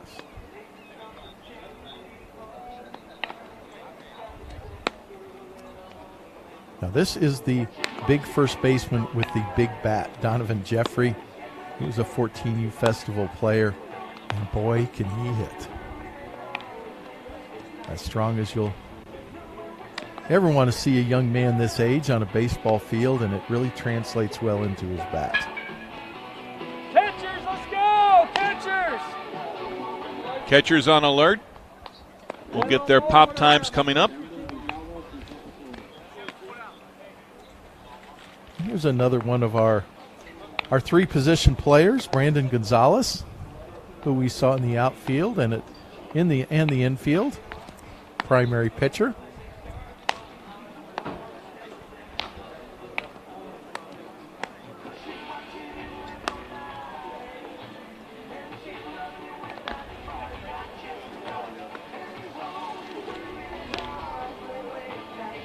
All six of our teams for the 2022 Sophomore National Showcase East Cobb Complex will have our catchers throwing in just a few moments. We'll see the pop time here. Are there other things that the catchers will do in drills? Oh, I was about to pontificate a bit on pop times and the pop time drill, because actually the pop time is the least important thing that happens in this drill. and it's called a pop time drill. You're not going off base by saying that, and that's all the kids are doing. But it is truly the least important part of this drill for anybody in baseball, whether it's a scout, a coach, or anything like that. And I want all the catchers out there to hear that and know that, because they live and die, and their dads live and die on that pop time. And the pop time and drills is not relevant. It's not a game situation, and catchers will go to great lengths to try to cheat the drill. Not everyone. I can't say everyone does, but standing up early, getting set up side saddle, things you cannot do in a game, just to try to get a better pop time. And pop times in games is what really matters, game conditions, and this does not replicate game conditions. Now, as a scout, it's valuable. The most important thing for me in this is watching how a player comes out of his crouch. So if a catcher's not set up in a crouch, a game-type crouch, he's not able to show me much. But really, you're watching athleticism, watching lower half athleticism, you're watching footwork. You've got to have a quick exchange and a compact arm action, because those are things that will slow down what your real pop time will be in games. But when you see the best catchers, their number one attribute isn't the pop time number, it's how they come out of their crouch, in what direction they come out, and how quickly they come out of that crouch. Now, this is a good drill. These are relatively decent game conditions by our first catcher here. And it's going to be hard to get those numbers up and identify. I think this is Luke Beeler, number 12. Yes, it is.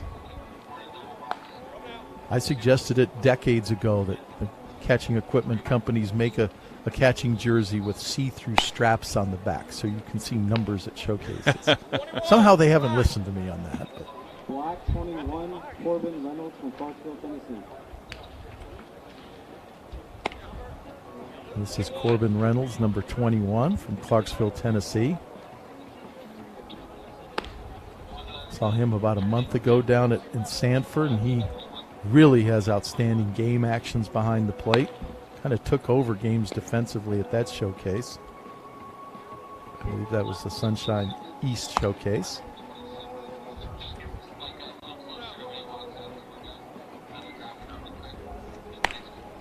Again, after we wrap up with our catchers, we'll have batting practice for all 6 teams.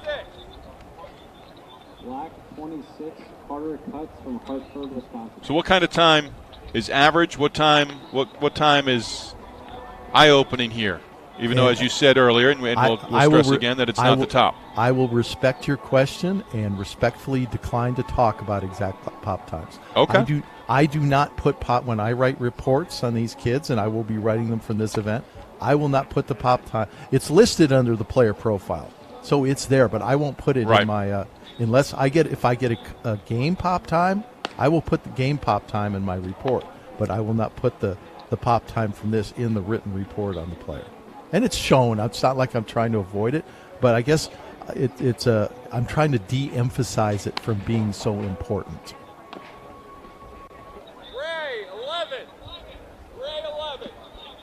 Gray 11, Sean Ashenfelder from St. John's, Florida.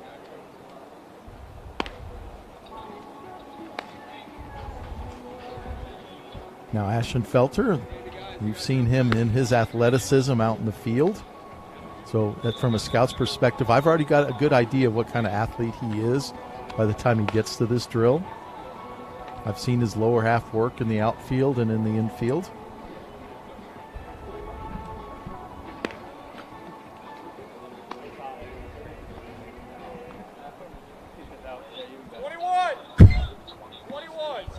Gray 21, Ben Peterson from Canonsburg. Ben Peterson here.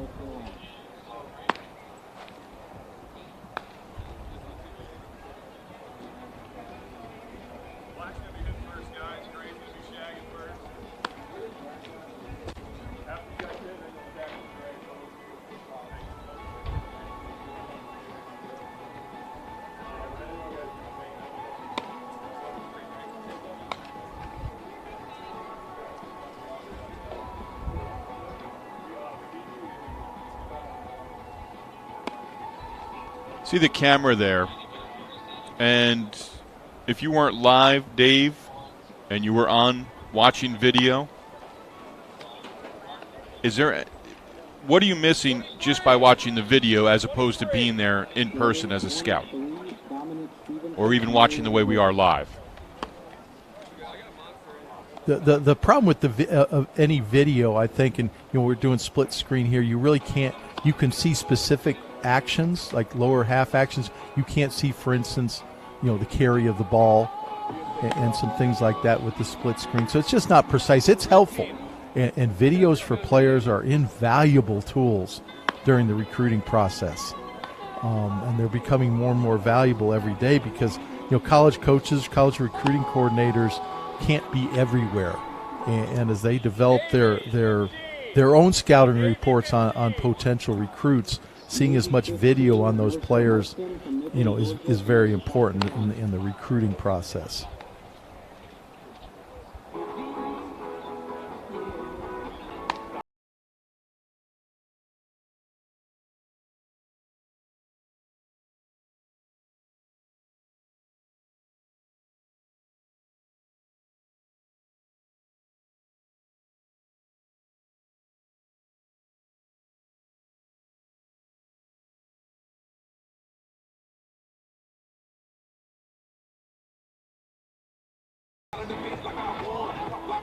Hudson wraps up here.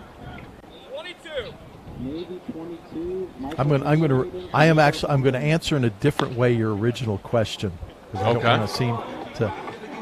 If we were watching players, high school age players in games, a player this age, if he has a legitimate pop time down to second base, I would say with these guys under 2.1, that's going to get your attention.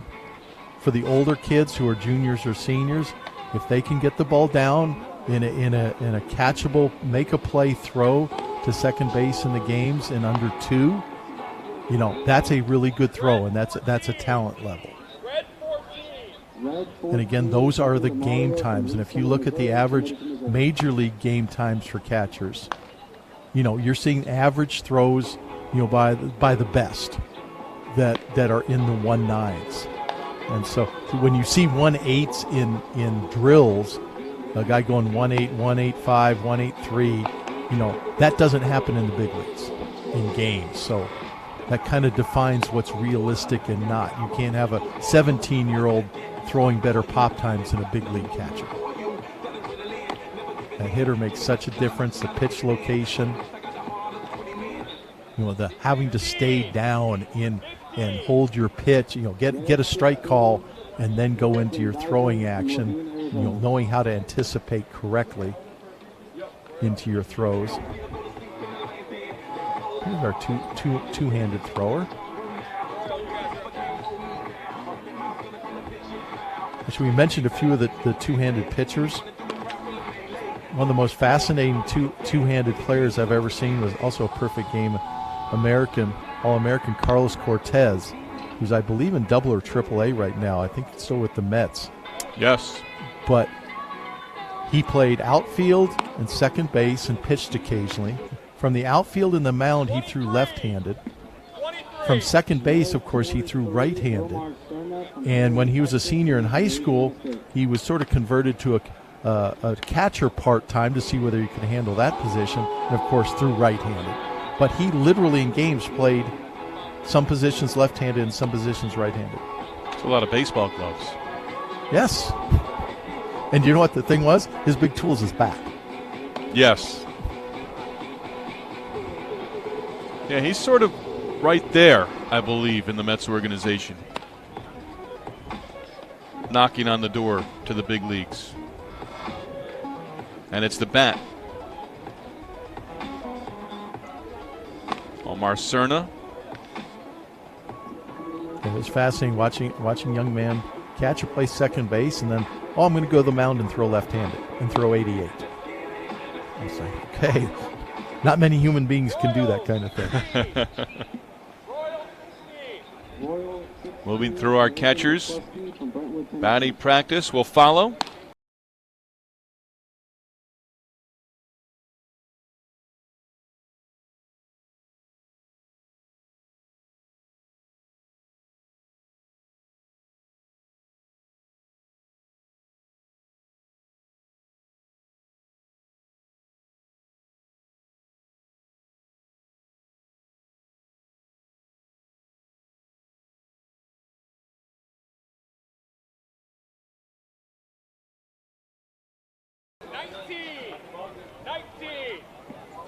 Royal 19, Thomas O'Connell from Hollington, Connecticut, committed to Virginia.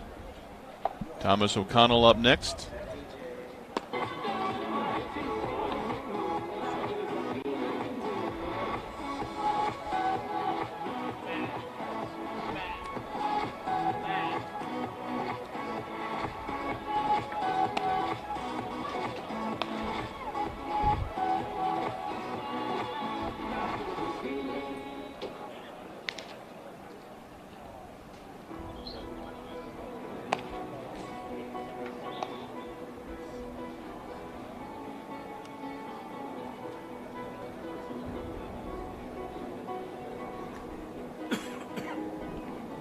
What can you take away in terms of the hands? The soft hands, how they receive the baseball, just in this short drill? That's really tough to do, the hands. That's something you almost have to do in the games. I mean, and even it's natural in this drill to reach out to the ball, even though it's far more efficient to let the ball come and receive it for a short exchange, because that exchange is part of the whole process, is a very important part of it that and such. But when we were watching the game earlier, we were talking about how catchers are framing the ball, getting low behind it, how the catchers who weren't as good at framing were, and it really doesn't have anything that translates into this drill. Our last catchers wrapping up with Team White. This drill is to me about lower half actions and athleticism, and then the exchange in the arm action. And of course, you do want to see raw arm strength. There's a level of arm strength that plays, and a level of arm strength that doesn't play behind the plate, and you have to evaluate that scouting at this level. John Austin Wood from Tupelo, Mississippi, committed to TCU.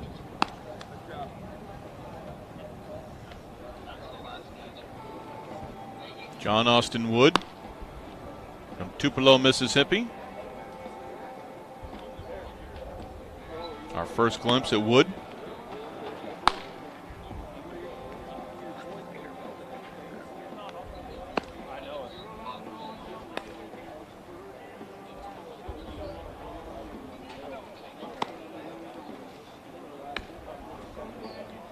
And we wrap up with our catchers. Here at the 2022 Sophomore National Showcase, we went through the outfielders, the infielders, the first baseman, wrap with the catchers, and our rounds of BP. All 6 teams will take batting practice as we'll get underway shortly. Steve Lennox, Dave Ronsley with you on this Wednesday. The 6 teams will play 2 games each over the next 2 days. Our coverage will get underway on perfectgame.tv on Thursday morning at 8 a.m. Eastern. Scheduled start times of 8 a.m., 11 a.m., and 2 p.m. Eastern Time, Thursday and Friday. What day of the week is it today, Steve? We got Wednesday. Is this Wednesday? Okay. We are in the middle of the week. That was a serious question. So I understand. When you've been on the road for a few weeks, yes. that loses its importance. And you said Wednesday earlier, and I thought to myself, it's Tuesday today, isn't it? So... there would be every scorecard I ever filled out in minor league baseball as a broadcaster had the date. The day and the date on it. Just a reference, just to remind myself where were we in the calendar. Keep it for now. I'll be right back. All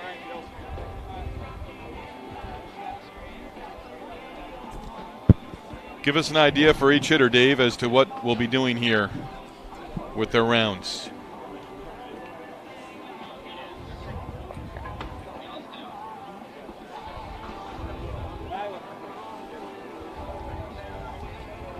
We'll go in the same order that we have for our defensive drills. Team black, team gray, team navy, followed by red, royal, and white. Dave, I think you had the headset off there for just a moment. What are we going to see here in BP?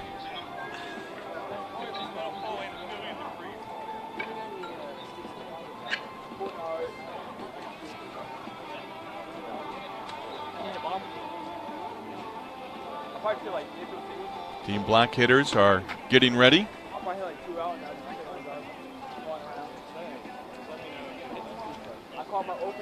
And this will be similar to what you would see with groups hitting. Team gray will be in the field shagging, then they'll come in and hit. And we'll go through all 6 groups. When I got my number, I was at the very bottom.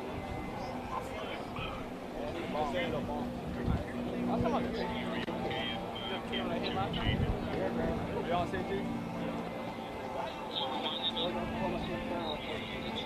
I was the first base. So how the fuck I ended up down there? Huh?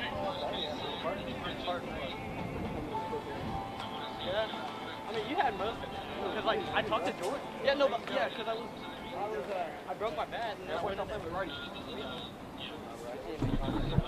Actually, a pretty good golf ball.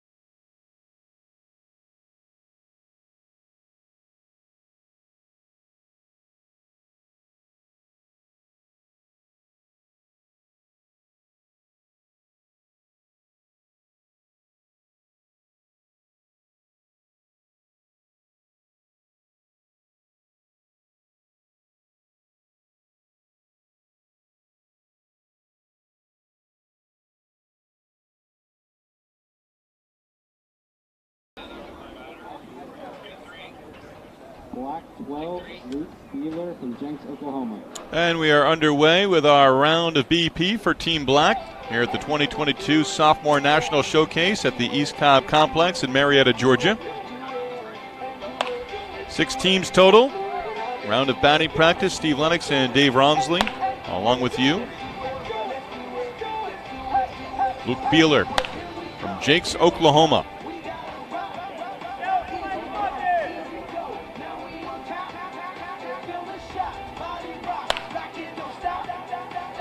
I think I've said before over the last few days, going way back, watching batting practice is probably the most fun I can have at a ballpark. I really enjoy batting practice. It's sort of become a specialty item for me over the years. And not being at the field for this batting practice somewhat pains me. And even going back, to my days in Houston, watching big leaguers take batting practice was just as entrancing as watching these 15, 16-year-old kids in many ways. There's a lot you can learn by just watching batting practice at any level, as we have our second hitter for Team Black. And Gabe Boyd, Mississippi State commit. And, of course, the big difference you see in this batting practice than virtually every other one, no batting cage. No turtle over it. And that's, of course, for the cameras to get their views. And that's the same at every PG showcase, since every batting practice swing is video recorded.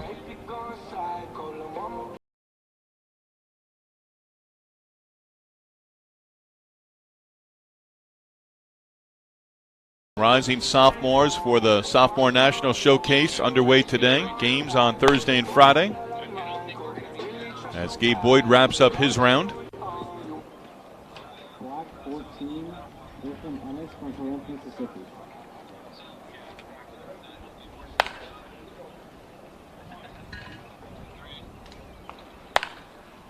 Dave, we touched on it with you yesterday. A lot of these young hitters nowadays, it's not all about the aluminum bat during the summer. As you put the high percentage on the fact that they use wood bats in a lot of their showcases and a lot of their events throughout the summer months. And I think work out with wood, too, consistently. It's, when they're doing their off-season work, cage work, just goofing around and with some buddies and taking some soft toss, most of these kids, especially this level kid, are going to be taking it with wood. And they have their, just not one bat. They have their game bats, their BP bats, their backup bats. The bat bag is full. Has that percentage gone up in the last decade considerably? I would say so. I mean, baseball at this level has grown so much. Right. And they think they talk a lot about baseball and is it losing interest or not. And if you're working at this level, as we see Caleb Ricks, a Louisville commit, take his round.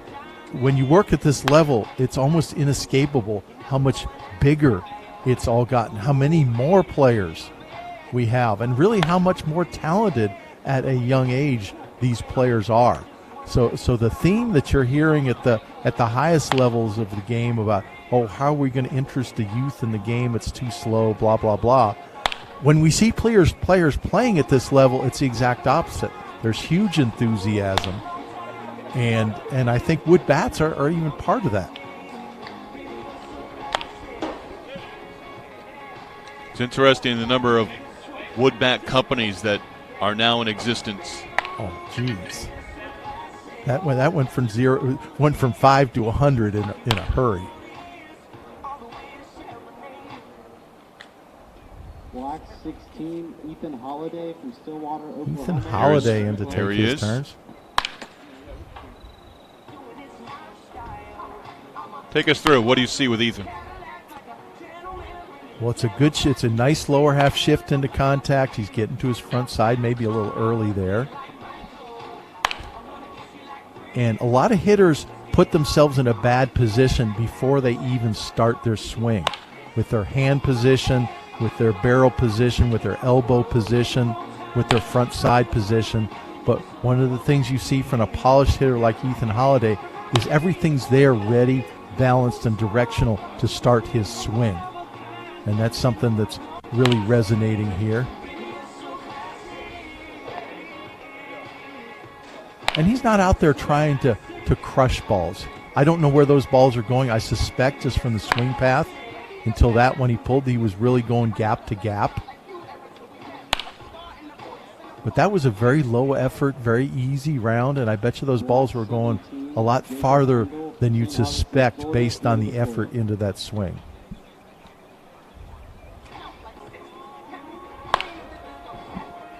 Jacob Kendall from St. Augustine, Florida.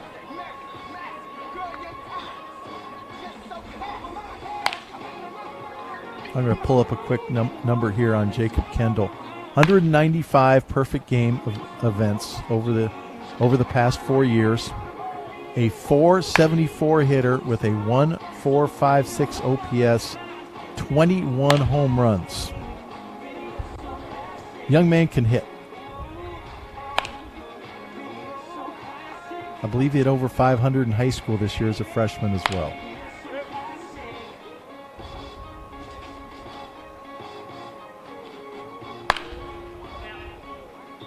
Number 5 ranking from perfect game on the national level. And you want to know how often these kids play? Jacob Kendall played in 85 perfect game of tournament games last year. 85, and that's just perfect game events, and that's just in the summer and fall.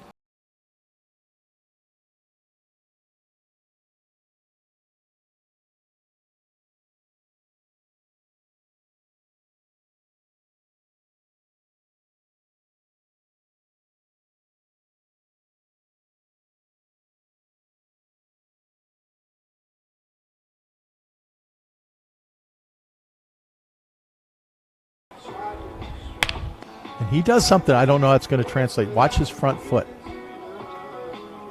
He didn't tap at that time. He will tap his front foot out of the batter's box at times. And that's something that might endanger him in a game at some point. I've actually talked to him about that before. And he gets what right was up his there. response? I don't think he was aware of it.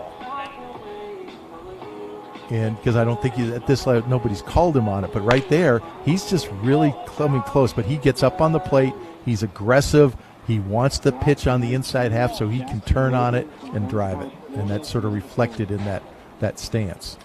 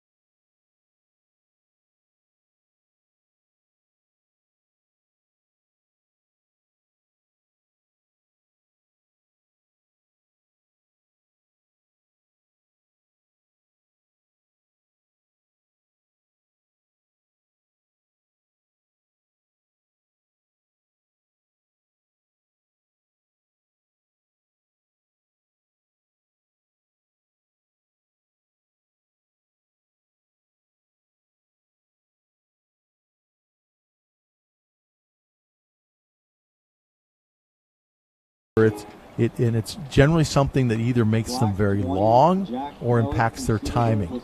Because so much about hitting, especially as the game speeds up and the pitchers get better, is about timing. And if you can't time your swing and be consistent with it, your chances of squaring up a baseball get less and less as the pitchers get better. And things like hanging your front foot too long and setting your hands way, way back and not getting your elbow down into slot early enough are all things that can create length and timing issues. Look that up. This is a homework assignment right now, and then I want you to come back here and tell me if I'm right or not.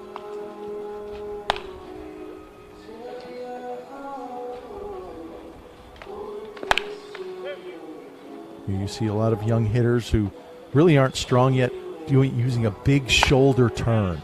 You know, they're sitting facing the pitcher and they really turn their shoulder before the swing. All that does is create length. You've got to get that shoulder open before you really start your swing, and that just creates length. It creates a longer time between when you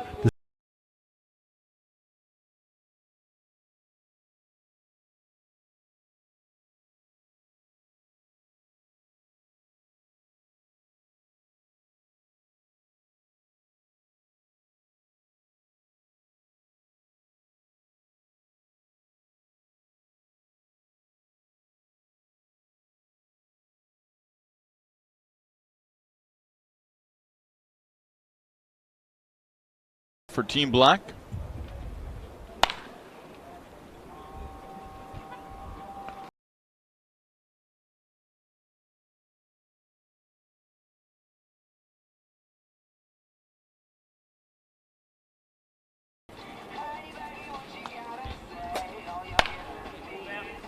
Reynolds 5'10", 170. Turned 15 earlier this year. Black 22. Interest from Auburn, Clemson, Florida State, Georgia, Florida, Georgia Tech.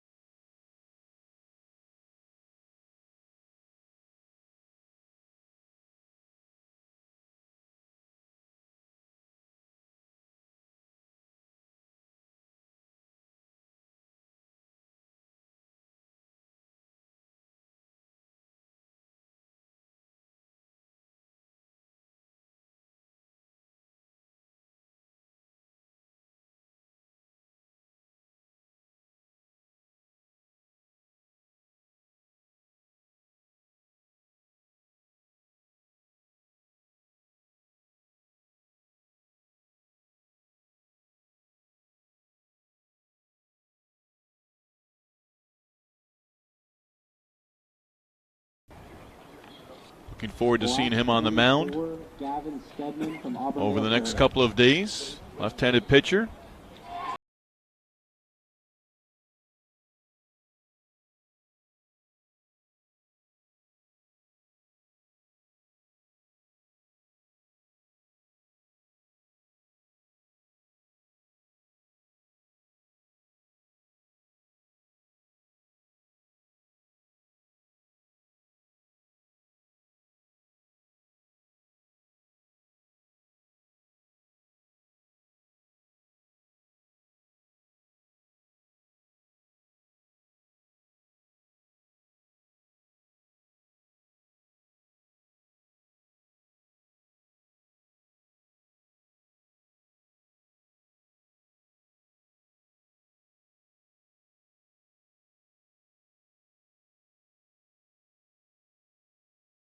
Right now, if I can, he's one of my best friends.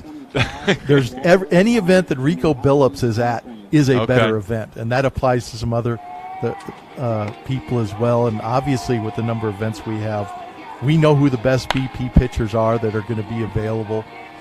Rico and another gentleman by the name of Lloyd Thompson are the best right now, in my estimation, at least. Rico's probably the GOAT. He's older, has been on baseball field his whole life, and it's just automatic strikes. And it's the same with Rico. Have you seen a ball yet? Have you seen a ball get to the catcher?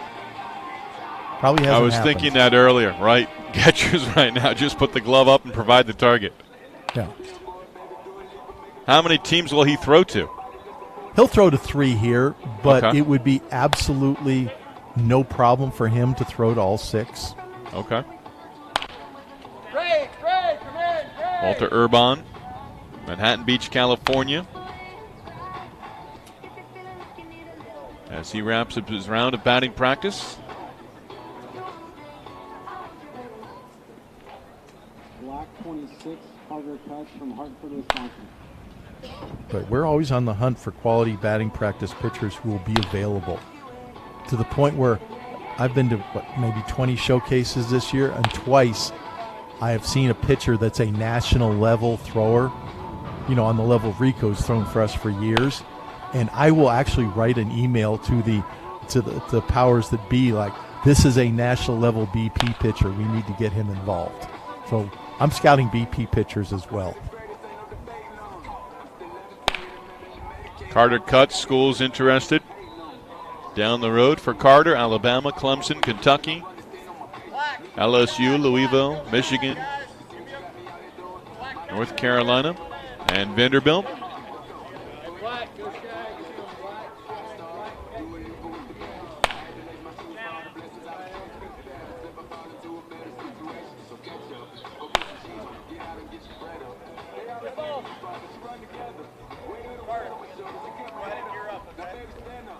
When I looked at these roster sizes, you said there were 30 minutes allotted per team. That took 17 minutes. For You the black timed it team. out. I was thinking it was about 20. Okay. So I'll say it. 1 down, 5 to go. Yep. As Team Gray should be next.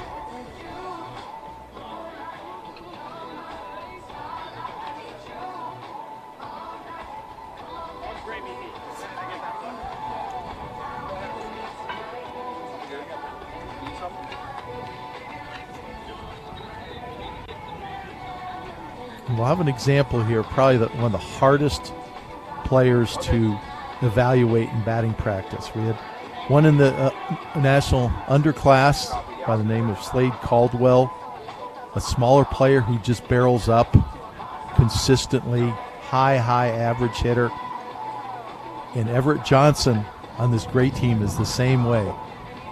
What he lacks in size, he's going to find barrels, and they're going to be sharp barrels, but in batting practice, the first thing you're looking at is bat speed. After you're looking at the setup and the basic swing mechanics, 1A on the list of priorities is bat speed. And in a good batting practice, you're going to be barreling balls up. And so bat speed really stands out. And a player like a Slade Caldwell from the previous event, Everett Johnson, don't have huge bat speed, but they just have huge hitting skills. And sometimes it's harder to identify the hit tool during a round of batting practice than it is the power tool, because each of these players get 2 different grades on their batting practice round. One is the hit tool, and one is the power tool. And the same thing exists in pro scouting reports as well. It's graded out: hit tool, power tool. Caleb Doty from Alabama.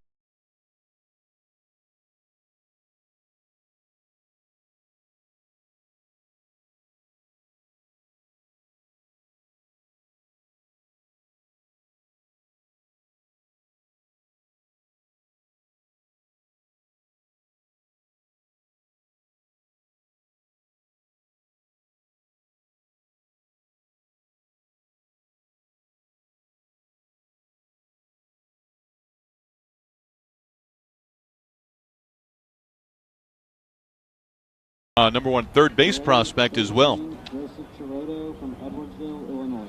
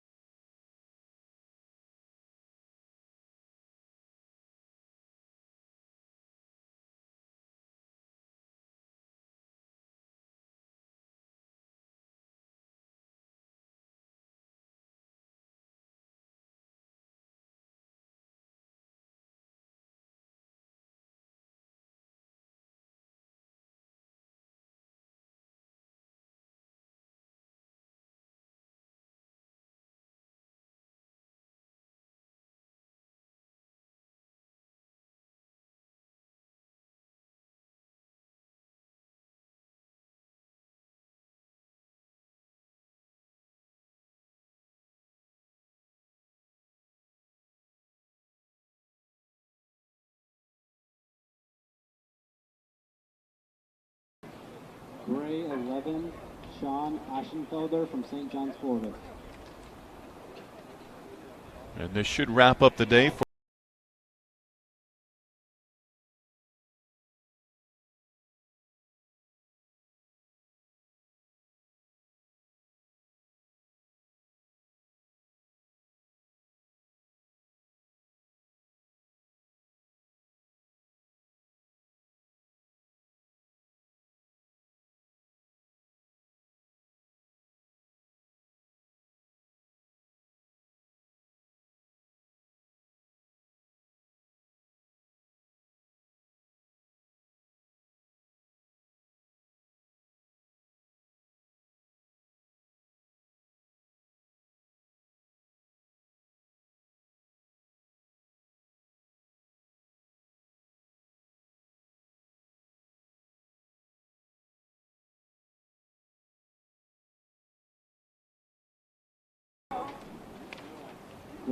I keep refreshing my screen on the workout results, and a priority at any event is getting those times from drills in the 60 and stuff up quickly as possible.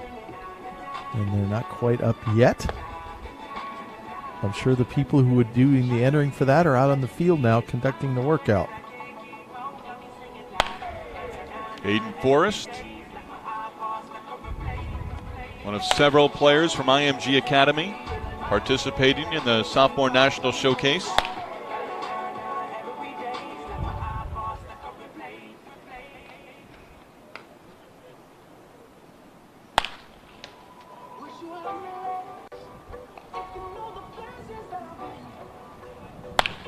This is our second team with its round of batting practice.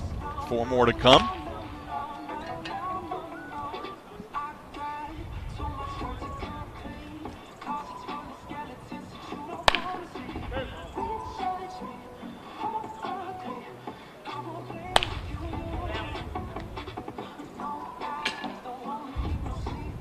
What can you share on Forrest here in observing? Forrest is a very strong young man. I was thinking as I saw that swing, I bet you some of those balls are going a long way. You know, you really can't see the impact unless it's this on that split screen, at least on my screen, of how. Gray 18, Connor Lytle from New Canaan, Connecticut, committed to College of Charleston. College of Charleston commit. Of course, I'm a resident of Charleston. Just had a stepson graduate from the College of Charleston within the last year. And I know there's a big connection between the Northeast and Charleston right now. So it doesn't surprise me when I see a Connecticut resident heading south to enjoy the charms of South Carolina and the Charleston area, the Low Country. I would go there to eat. And eat and eat and eat some more. Eating certainly a benefit. But just living in that environment down by the ocean. Right. From Cincinnati, Ohio, committed to Kentucky. And there's just a peace and tranquility about that area that just grows on you. Even if as the area grows exponentially.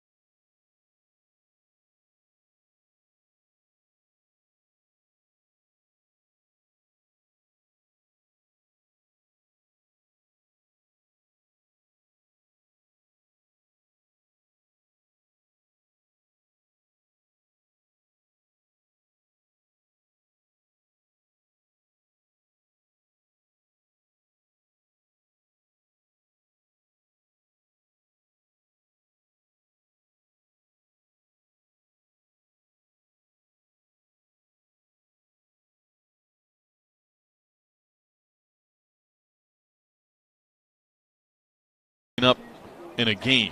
If it is, he's going to be called out a lot for stepping out. I think that's just where he feels comfortable in a batting practice situation. He hits from the spread.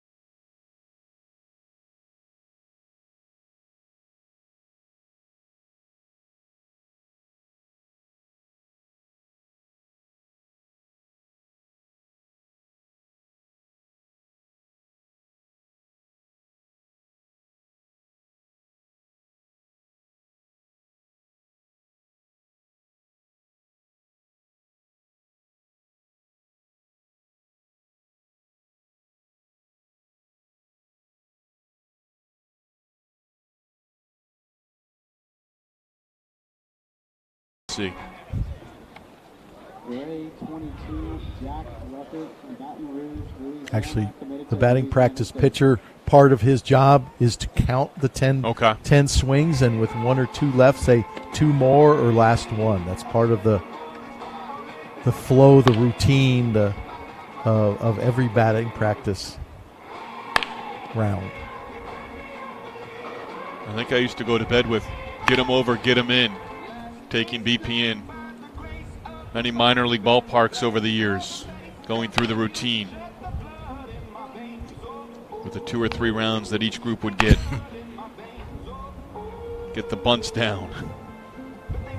They probably don't have that routine anymore in pro ball. Yeah. It's all double, gone, triple, right? home Yeah. run. Okay, which, Increase that launch angle. Yes. oppo fence, Yes. middle fence, pull side fence. No more gap to gap. Hitting with the shift, hitting into the shift, hitting against the shift. Jack Ruckert, Louisiana State commit.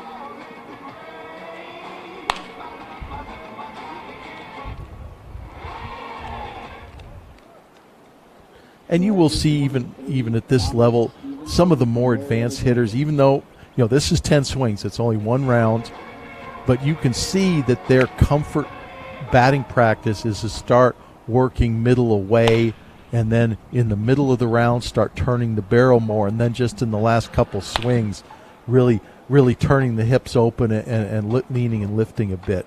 And when you see that, it's like, oh, this is a guy who takes a lot of batting practice and is comfortable with this.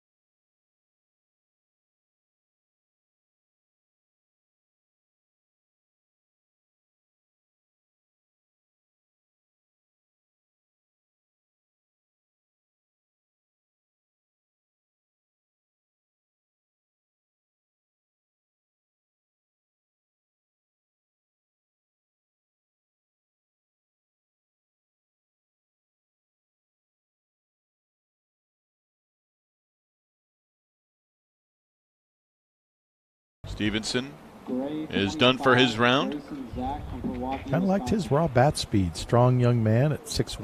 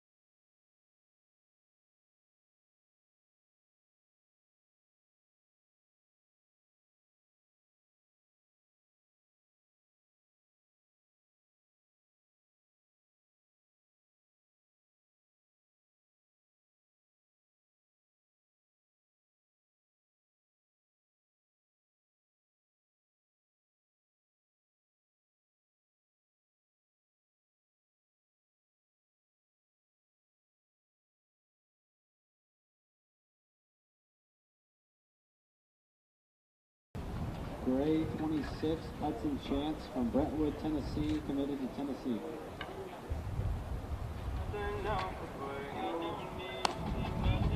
This will be interesting just because I look at Hudson Chance and see that 6'3", 220 next to his name. Okay, there's some definite bat speed there. Young man is a Tennessee commit. They like hitting home runs at the Tennessee program, don't they? Yes, indeed. This might be another one here with his aggressiveness, size, and bat speed.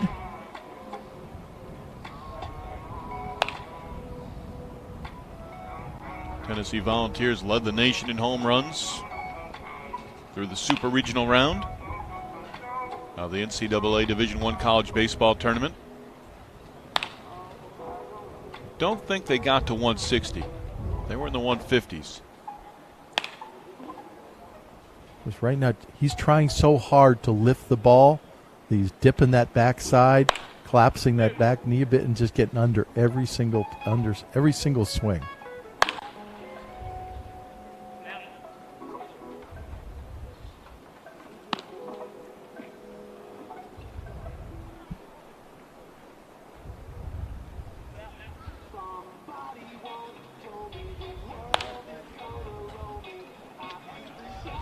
Hudson Chance wraps up.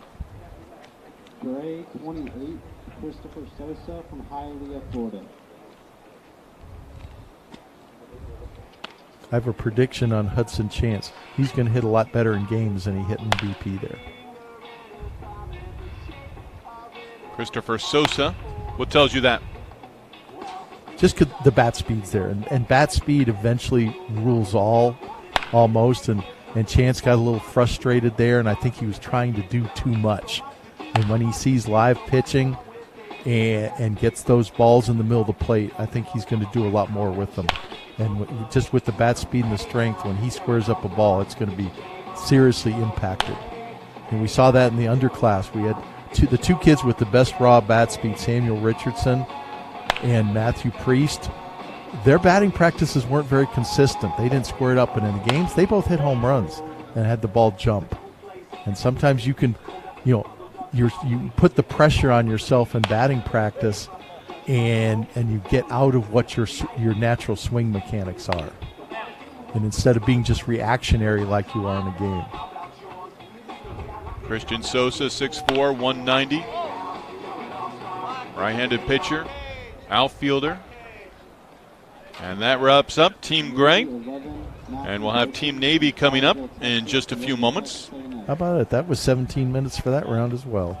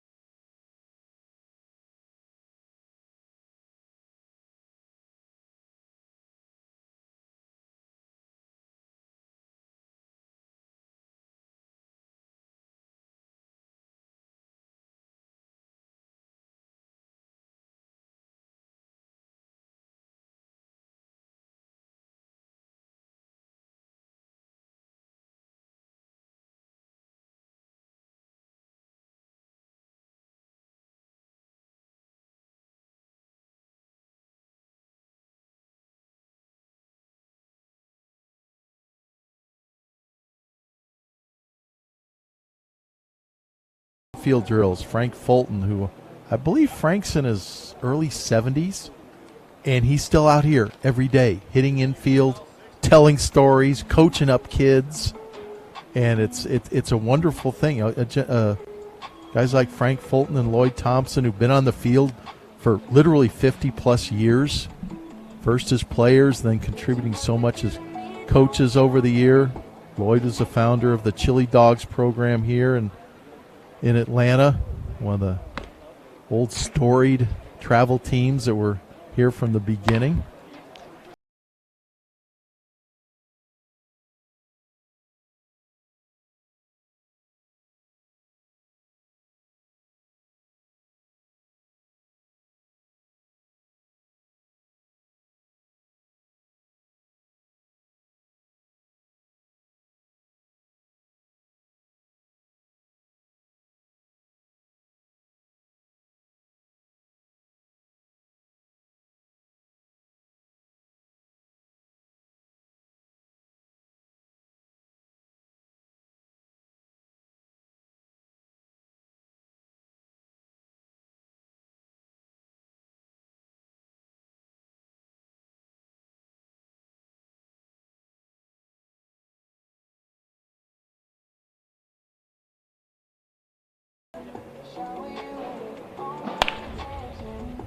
Bowden, 6 foot.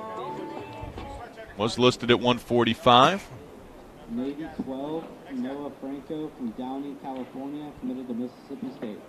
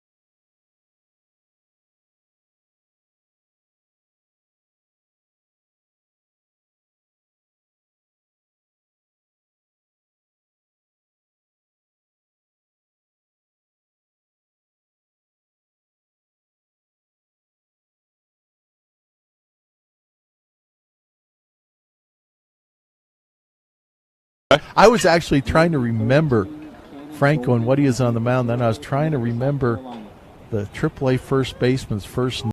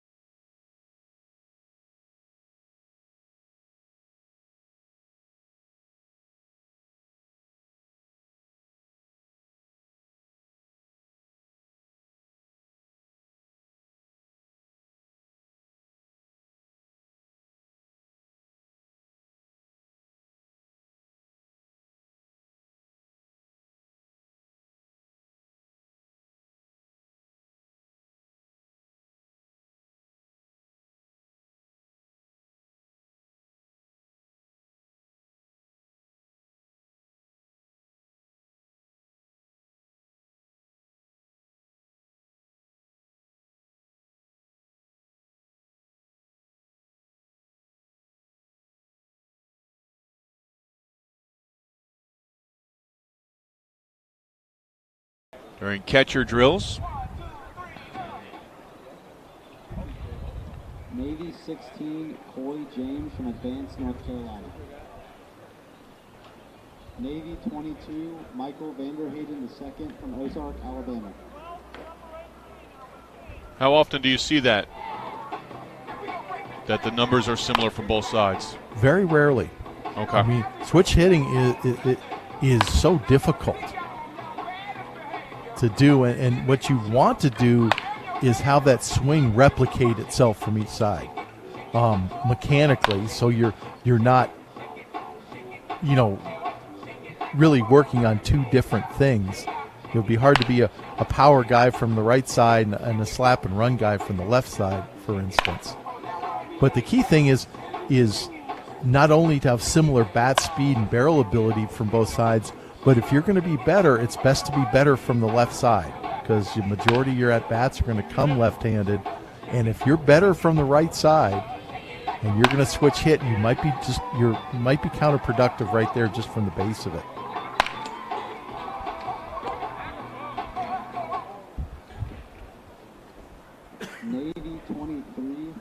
Wright from Mesa, Arizona. Of course, part of our theory probably holds together about 80% true is whatever side you think you're best at, you're going to come up and hit that way first in a perfect game drill when you get 6 swings per side if you're a switch hitter, as opposed to the 10 overall.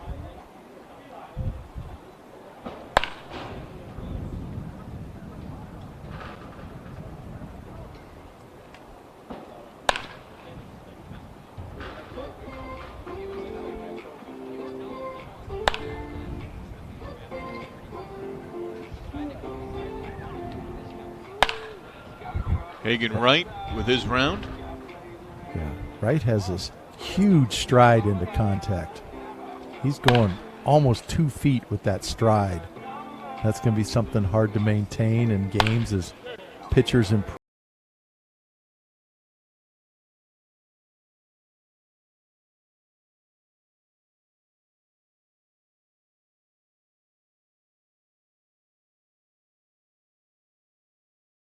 Okay, now we get a soft curveball. Where's your balance? It's going to be so far out front that you're really not going to have a chance to impact that curveball at all. Here's our speedster.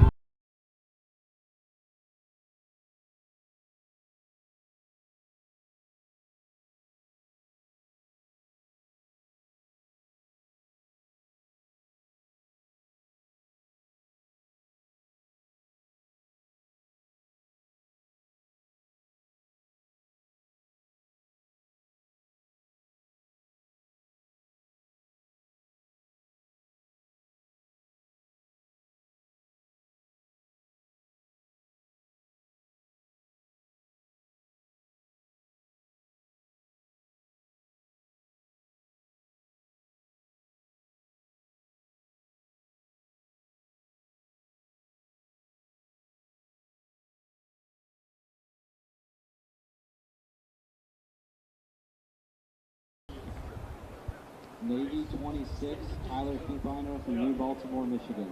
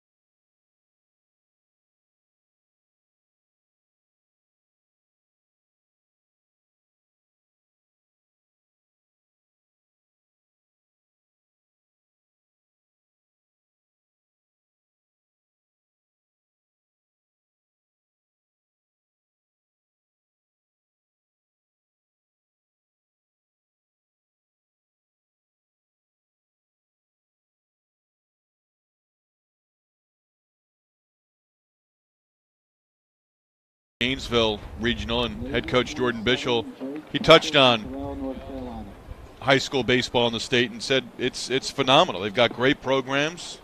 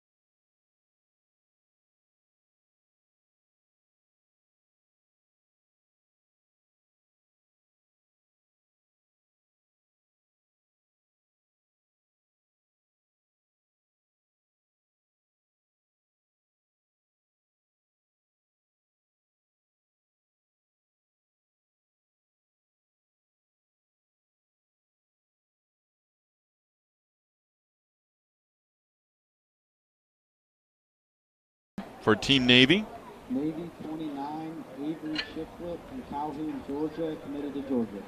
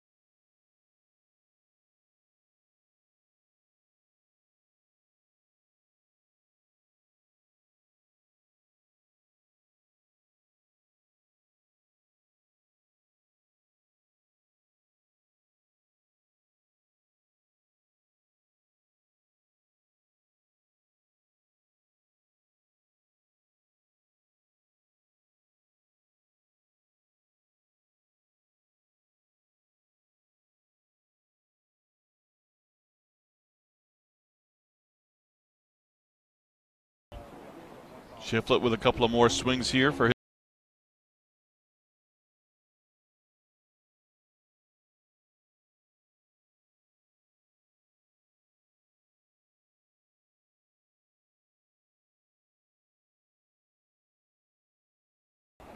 Navy 19, Will McKenzie from New Waverly, Texas.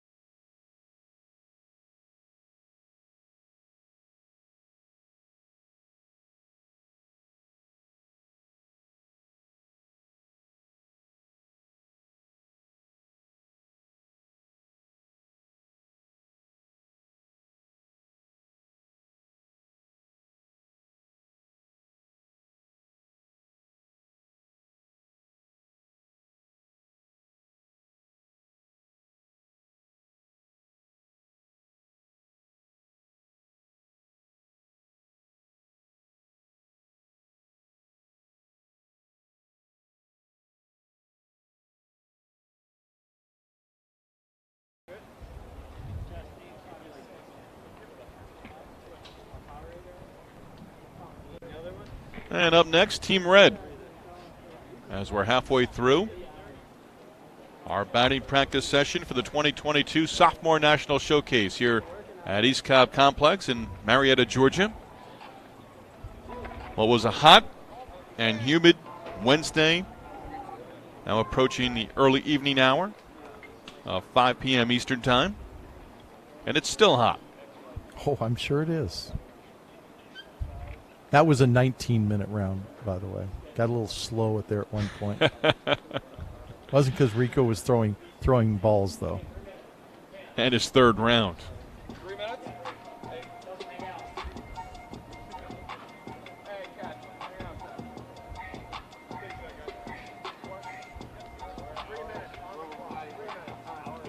I think we're taking a little breather here. They just said 3 minutes.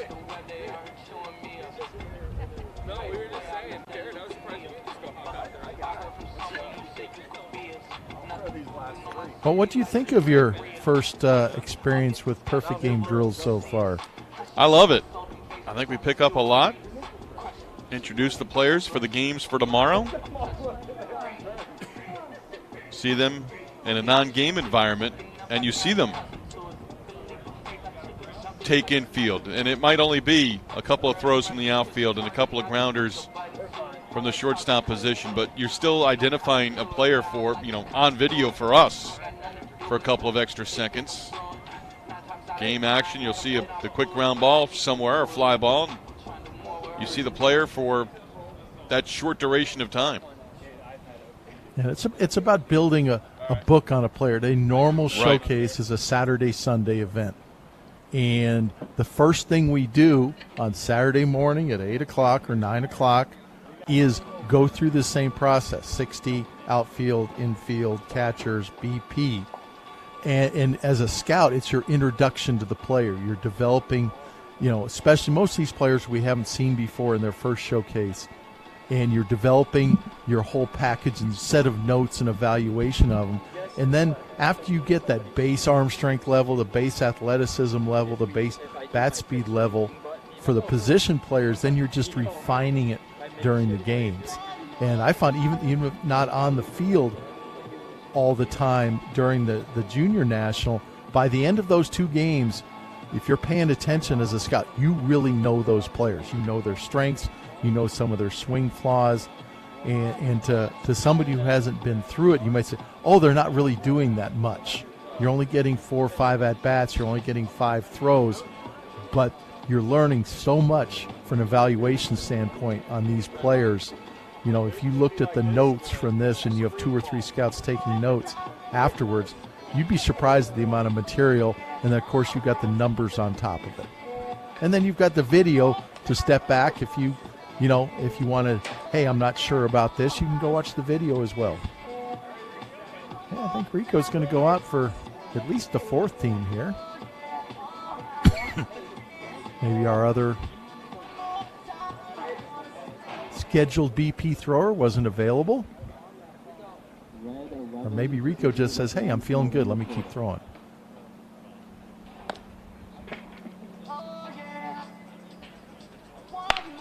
Team Red next, as we'll go through their hitters to hear Barjam.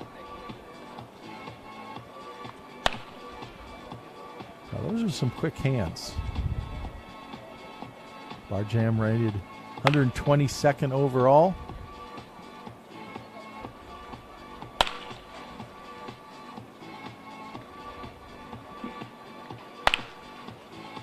One of the basic things I look at when I'm looking at a swing, the very first thing to zero in on are the hips.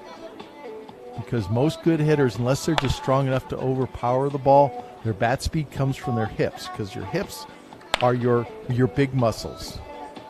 And if your big muscles are quick, that's what's going to drive the swing. Your swing shouldn't start with rotating your upper body. It should start with whipping and rotating your hips and your lower half. And Barjam has some quick hips, and he opens them, fires them just on time. And those balls are coming off the barrel real nice. Wish I could see where they ended up.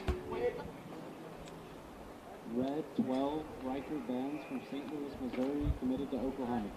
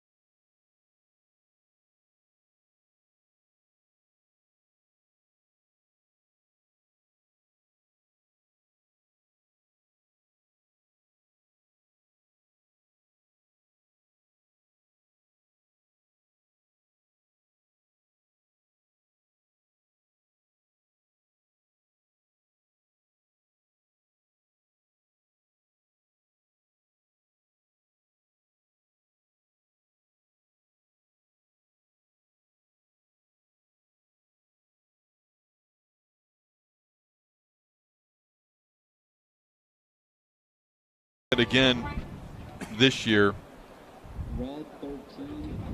with the NCAA tournament, you get those programs that you're going to see somebody do something that maybe they haven't done all season long.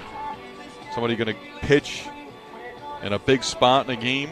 We had that in the Gainesville Regional.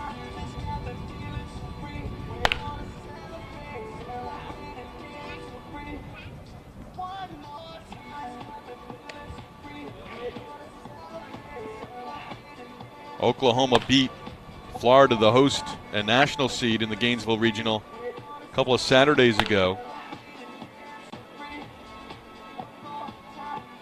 And then, Dave, Florida needed a victory to force a Game 7.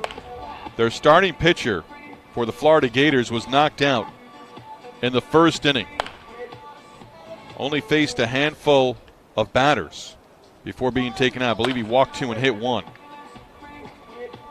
And then we saw something that just defied what you would normally see at a ballpark, as Florida left-hander Karsten Finvold threw about 82-83 and went the rest of the way. I believe he retired 16 in a row to start.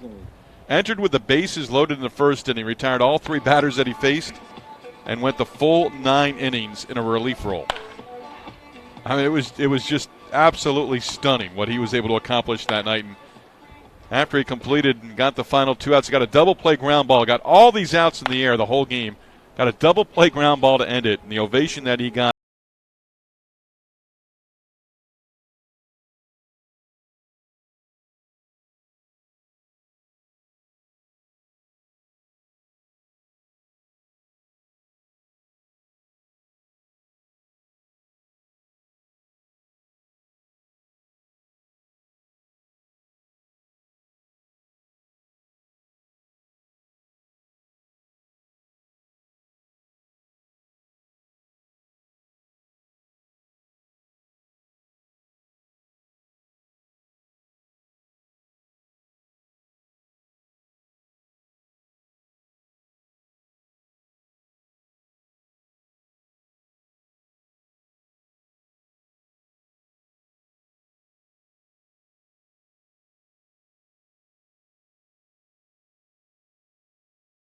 Generally in a spread stance, and you literally have no lower half shift. Your front foot, Okay. I call it a cement foot swing. Spread, no stride, cement feet, where you're just rotating. But if you're starting loading your weight back and then moving forward, there's a whole 100% that you can go.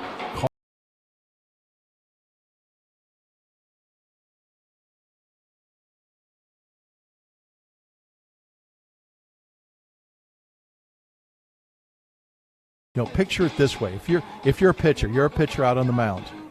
If you tried to throw the ball to home plate without striding to home plate versus striding to home plate, how much harder can you throw the ball when you stride towards home plate versus not striding?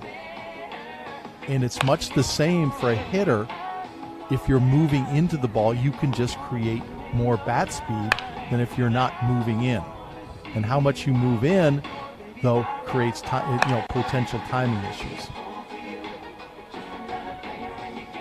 Caleb Danzisen wrapping up his round. I was just looking up Peyton Graham, and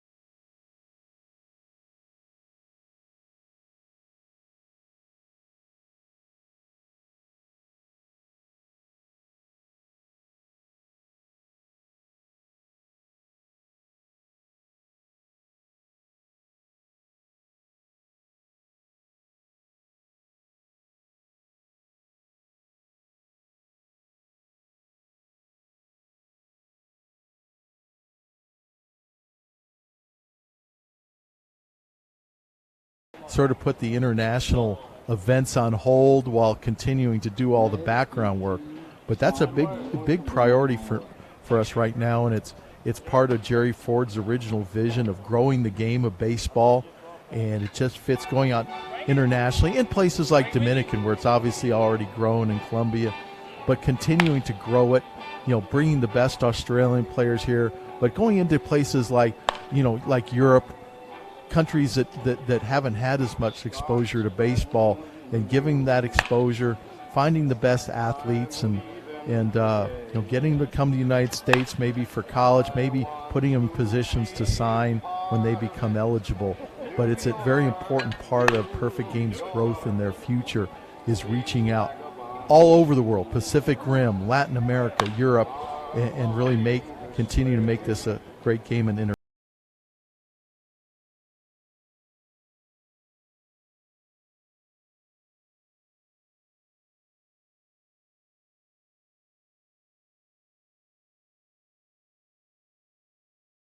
up players in the country, 6'5" in the 60, 92 from the outfield, 86 has that nice smooth left-handed swing. You know, it's nice when you see a top prospect, a really tooled up player, and he hits from the left side. That's just kind of a really nice bonus thrown in there. Not to say that you can't be.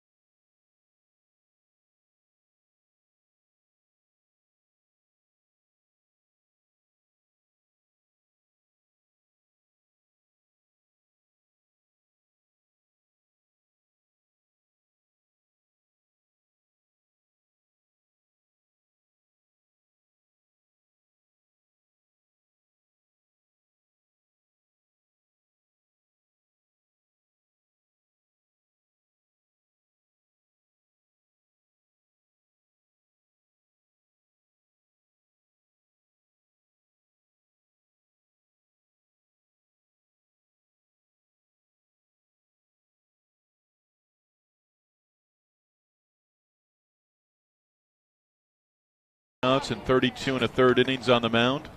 Red 21, Micah Matthews from Bridgewater, Virginia, committed to South Carolina.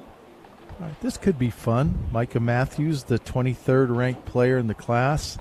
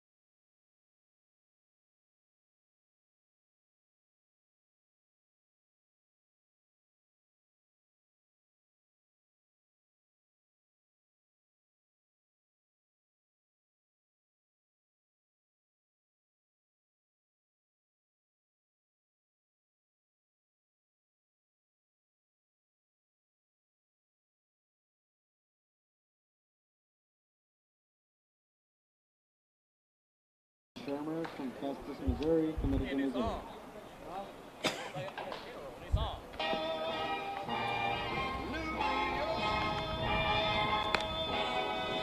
As we've got Frank Sinatra in the background, wrapping up New York, New York.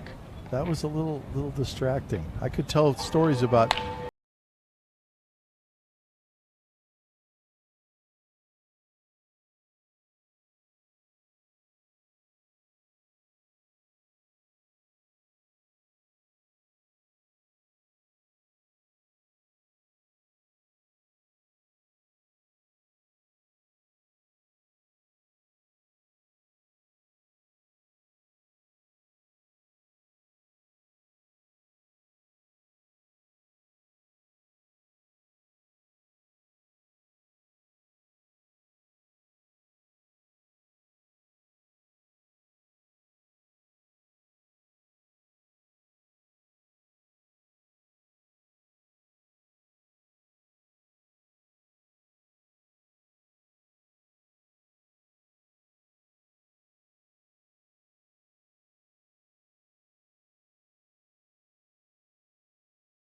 wasn't able to get them extended consistently, but when he does, big power there. Texas, committed to Louisiana State.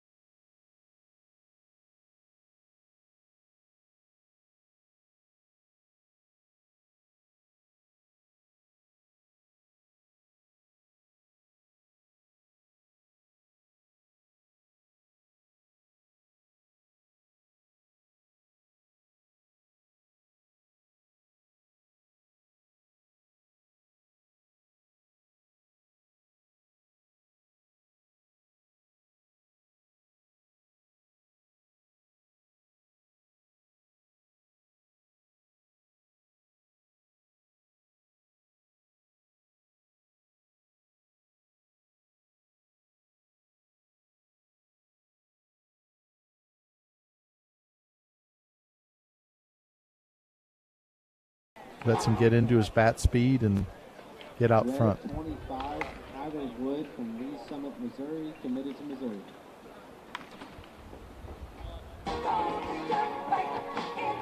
Tyler Wood now for Team Red. Wood, another of our sub 7 second 60 guys at 6.90. That's kind of the dividing line that at any age is, do you get under 7? That's kind of, I guess, if I can use the phrase I don't like, pop times. You know, kids want to get under 2.0. The 60 equivalent of that, and I know everybody says, why do they run the 60 in baseball? But the 60 equivalent of that is getting under 7 seconds. And they run the 60 because, 80 years ago, Branch Rickey said, we're going to run the 60. And Branch Rickey, one of the godfathers of scouting, was probably closer to 100 years ago he said that. And we still do it today.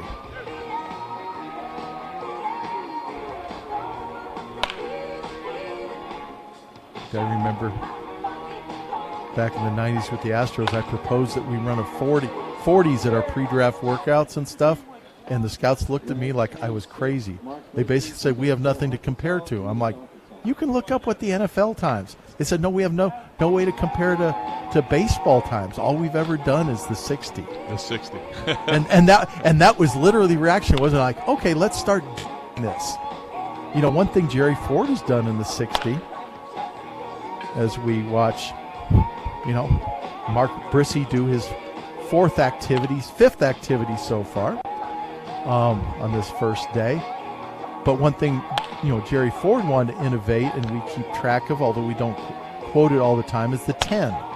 And in this player's profile, they are measured for the 60, but they're also measured in the 10-yard, with the idea being the faster you are at the 10-yard, the more quick twitch, just that initial burst that you need. For instance, if you're a second baseman or a shortstop or such, and you need that first couple steps to be quick. And so we've been measuring that consistently for, I think, about the last 10 years. So with that information now, and you have a decade to compare, what are you taking away from that 10 time? Oh, it's a very easy way to spot athleticism. If you see a kid who's running, you know, anything, the best I think I've ever seen is a 1.41, but anything in the 1.5s is going to be a quality middle of the field athlete. And when you have athletes that maybe haven't grown into the athleticism and such, you know, at regional showcases, they're going to be running 1.7s and 1.8s because they just don't have that twitch and the lower half explosion to come out and get that lower speed in the first 10. Now they may make it up, and it works other ways. We've had some kids who run, you know, play middle infield, and they only run a 7.1, 7.2, 6.9s, but they play fast, and it's because of that initial burst.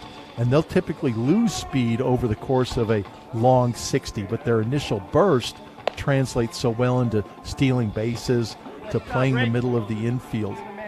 So it's nothing. I think that we've done a tight measurement, put it all the you know, tens of thousands of data points into a database and done correlations on it yet.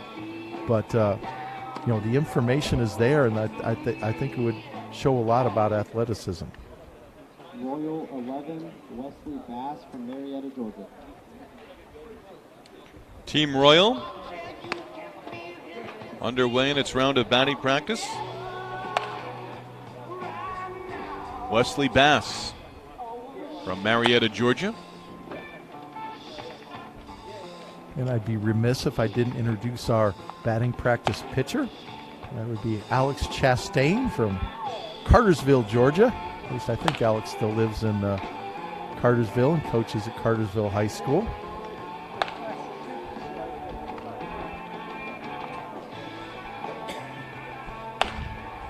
Bass, outfielder, right-handed pitcher.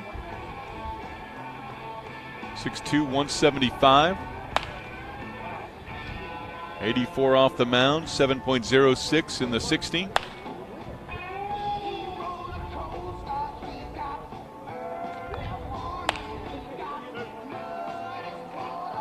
What did you just say his 60 time was, Steve? 7:06. Okay, he has definitely improved that today. Okay. Now a 6.78. There you go. So I'm taking off his perfect game page as I click on the roster. And I'm going to try to update you when appropriate. McCluskey from Brentwood, Tennessee.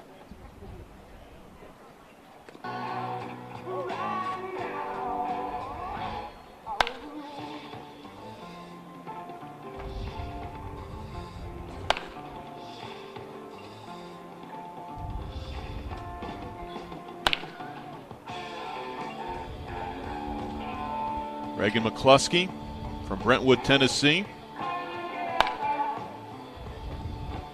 I suspect that McCluskey's going out of order right now because he's a catcher, and he's going to, after he takes his round, he's going to get the gear on and help spell the white catchers on this hot late afternoon.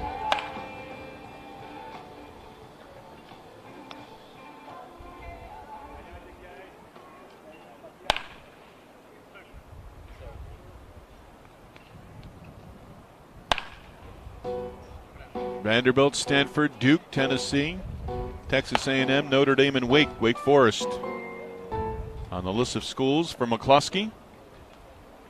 Royal 19, Thomas O'Connell from Harlington, Connecticut, committed to Virginia.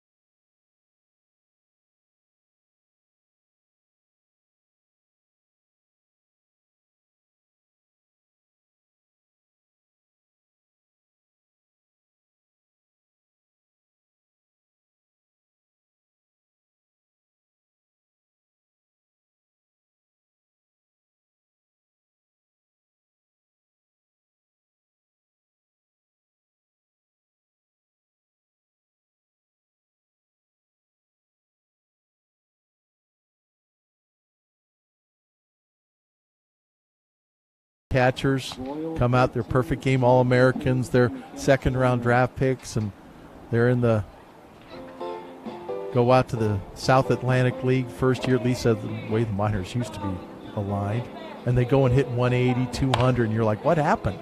But you got to realize they're exhausted.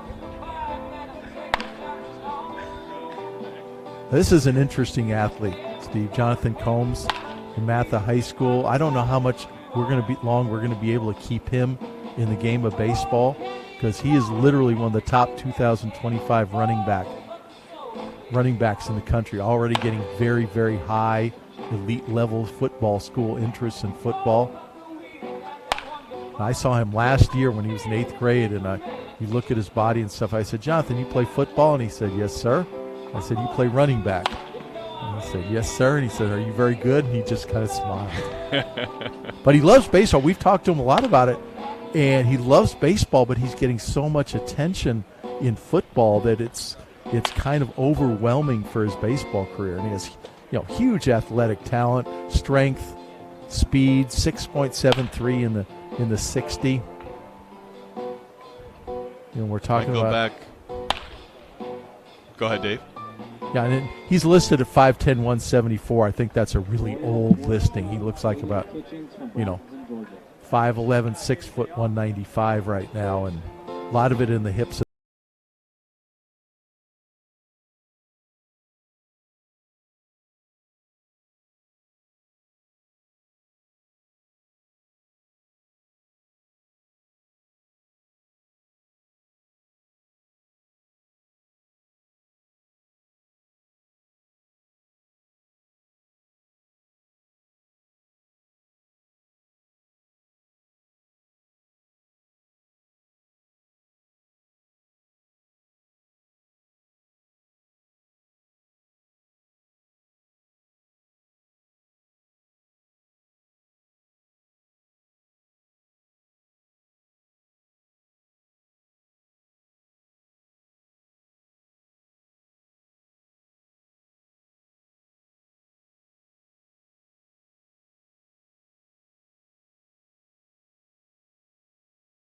taking his swings. I believe once he was drafted Royal number by the 15, Saints, he Damian ended up Jackson from Mobile, Alabama. being protected by the Phillies just in case he decided to go back to baseball, but then they sort of released him, and I believe he signed maybe with the Rangers at one point. But that was it. That was his final team that he played for in pro ball, the Batavia team in '98. Damian Gaston at the plate, updating his 60, ran a 6.73. And of course, ignoring Bo Jackson, who's just in his own separate category, and we'll ignore him. You know, the two guys that come to mind as legitimate two-way guys who were able to do both things were both defensive backs, and that's Brian Jordan and Deion Sanders. And defensive backs just don't take that physical punishment. You know, we saw Bo Jackson's career ended, of course, by the hip injury, and you're talking about Williams and as a running back and such. But it's so hard to play those physical positions and maintain your ability to play baseball.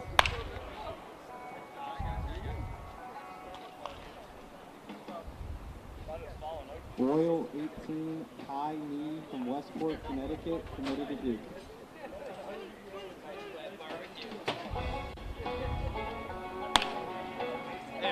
A look at Kai Nee from Westport, Connecticut. Duke commit. Left-handed pitcher on the mound.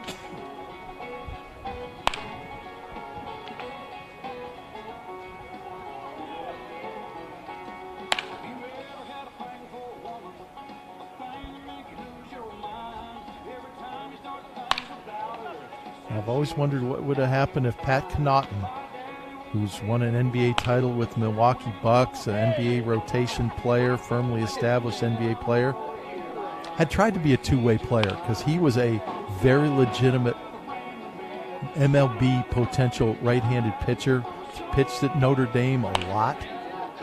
And if he'd stuck with baseball, he would have been probably a top 2-3 round pick and such, but he stayed in love with basketball, and I remember he'll wash out of basketball quickly enough and end up in baseball. And now he was too good in basketball.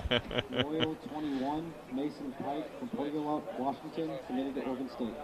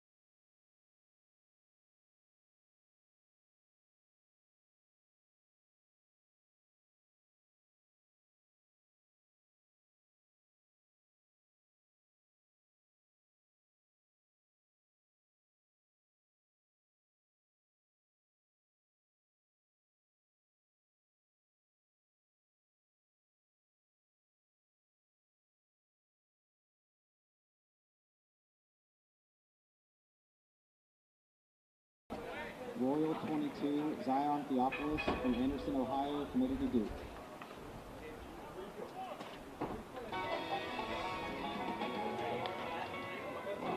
We just saw Nee, Duke commit.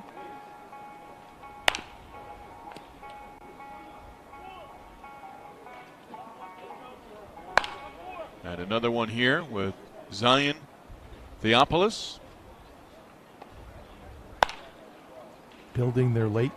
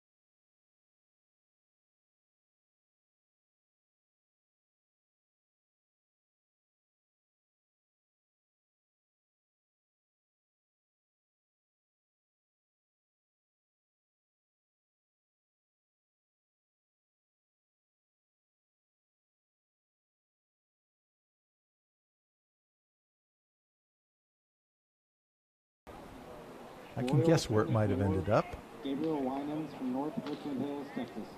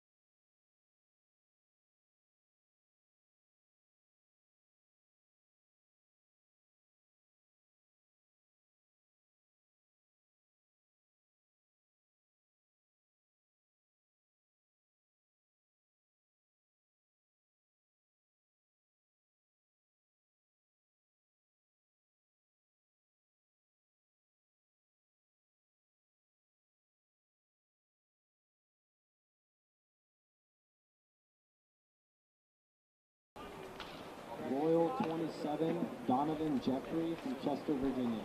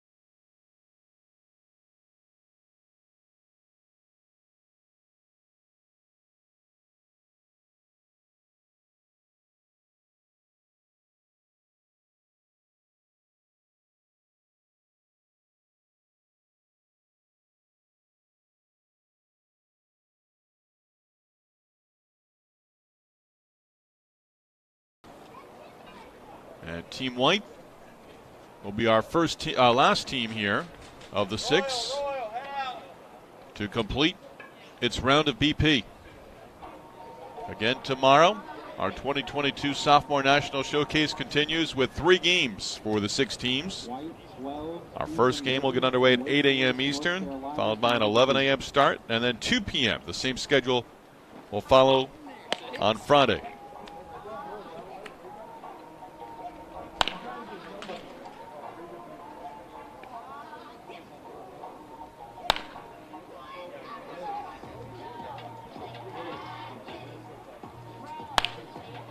Ethan Britton, a Duke commit from Wake Forest, North Carolina, I believe right there in Winston-Salem.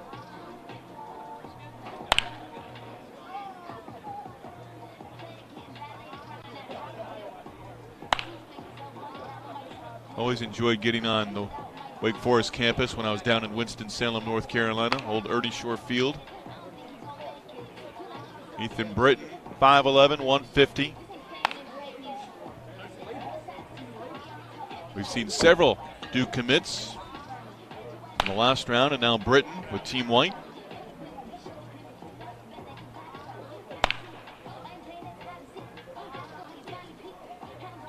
Yeah, that's kind of stood out how many of these 2025s Duke already has committed. Michigan, committed to Michigan.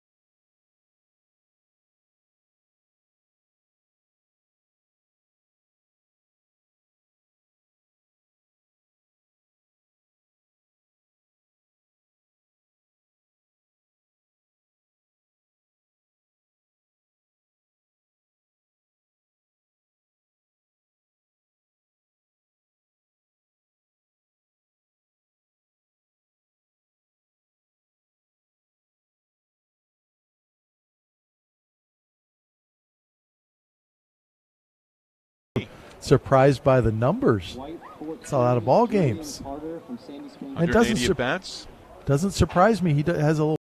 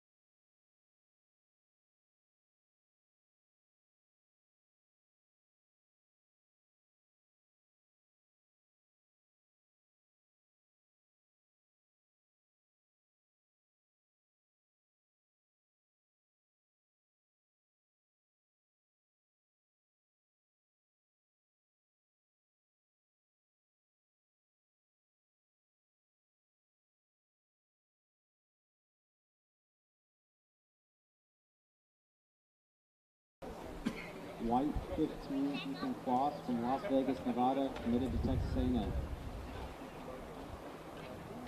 Look now at Ethan Kloss, young man from Las Vegas, Nevada.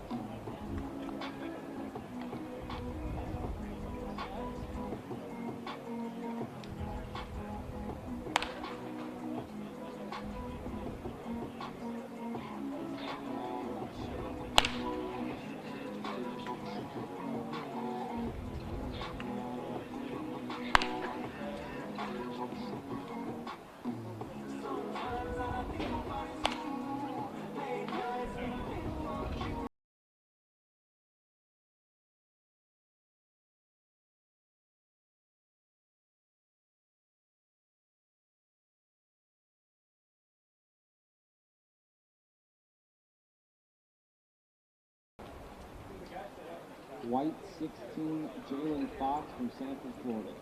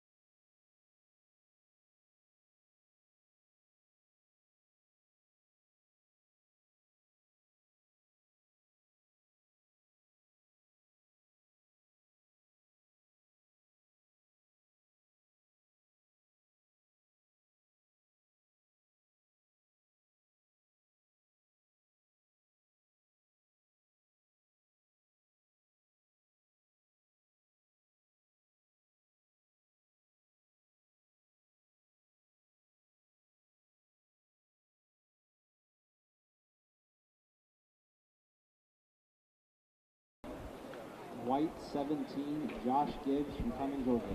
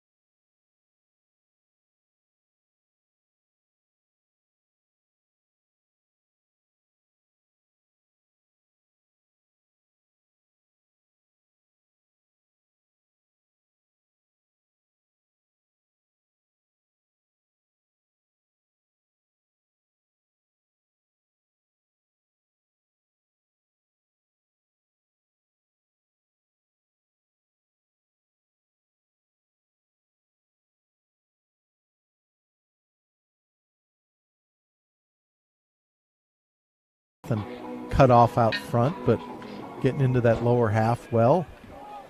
White 18, Mikhail Holden from Hoover, Alabama, committed to Alabama.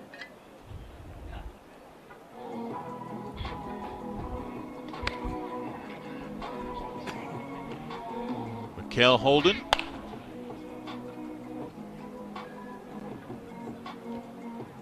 From Hoover, Alabama. Alabama commit. Hoover, the site of satellite perfect game office and a whole lot of events, all centered around Hoover High School. I'm sure you're familiar with, well, what's the name of the stadium? Site of the SEC championships. Hoover Met. The Hoover Met. Yeah. Is right literally a couple hundred yards away from Hoover High School. So we have the whole Hoover Met complex with its 6 fields, 4 of them all turf, and then Hoover High School has 2 fields, so right there in a couple hundred yards of each other, 8 fields. So we're running tournaments out of Hoover almost continuously through the summer, early fall. I've held the national and junior national showcase there before. White 19, Dominic Hurley from Cary, North Carolina.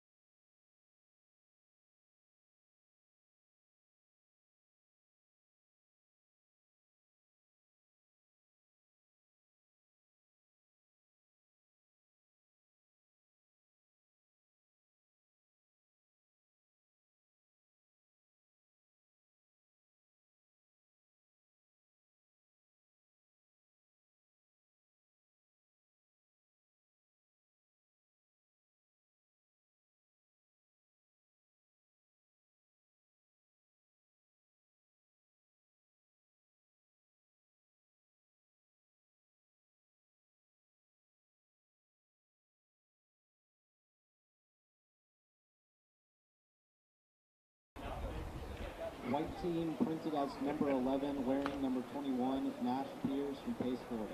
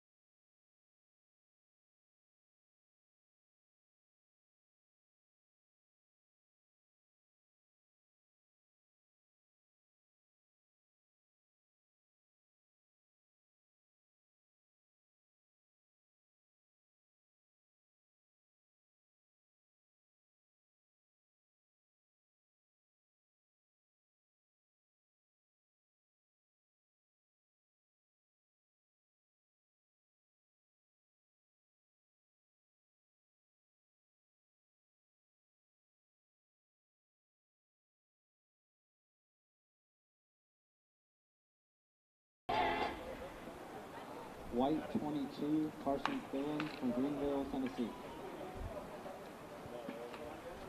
Final hitters for the round.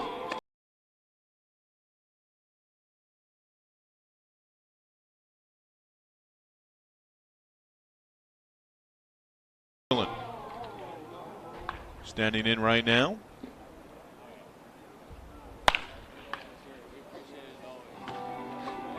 Big, strong right-handed hitter from Greensville, Tennessee. Let's see the strength in that swing. 5'10", 185, catcher, infielder, outfielder, pitcher. Now that's a catcher's build right there.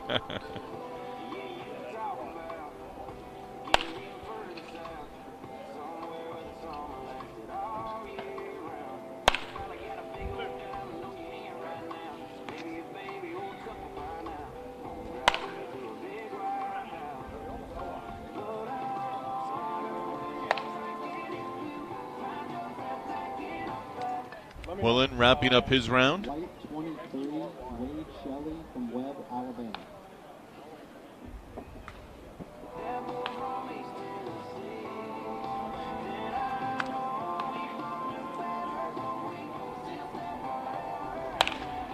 Look now at Wade Shelley, pardon me. Shelley was one of our tool monsters of workouts, as we call them. 6.74 in the 60 and 91 from the outfield. Nice 6 foot, 180-pound build. From Webb, Alabama. That's where you got that from, Steve.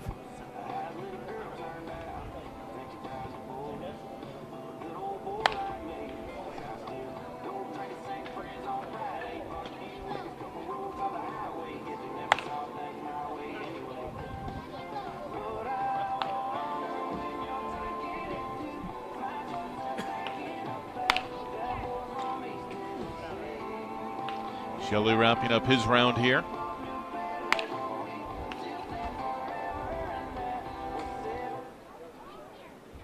White 26, Brandon Gonzalez from Tampa, Florida.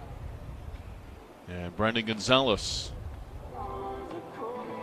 Actually, we're going to have to go back and compare Mark Brissy's line at the end of this with Brandon Gonzalez's, since they have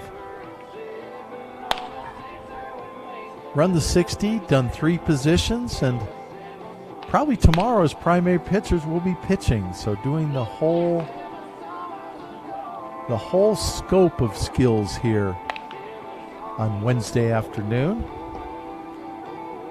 Our 3-game schedule for Thursday underway at 8 a.m. Eastern. Same for Friday. 3 games on both days for the Sophomore National Showcase from Marietta.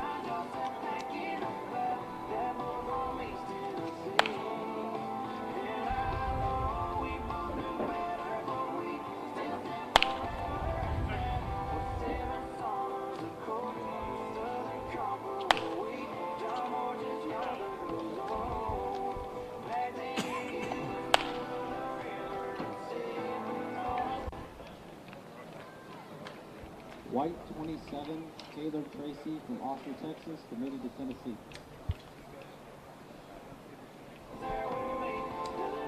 Looks like we have a hitter for Team Red in the background.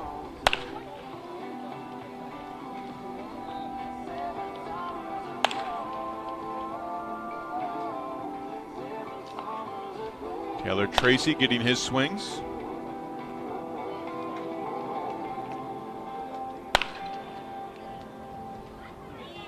Put a charge into that one, and you can see with his 6'5", 180-pound build, if he gets that barrel out front and leverage, it's going to go a long way. But that's a nice swing for a big primary pitcher right there. Lefty on the mound, first base, outfielder as well.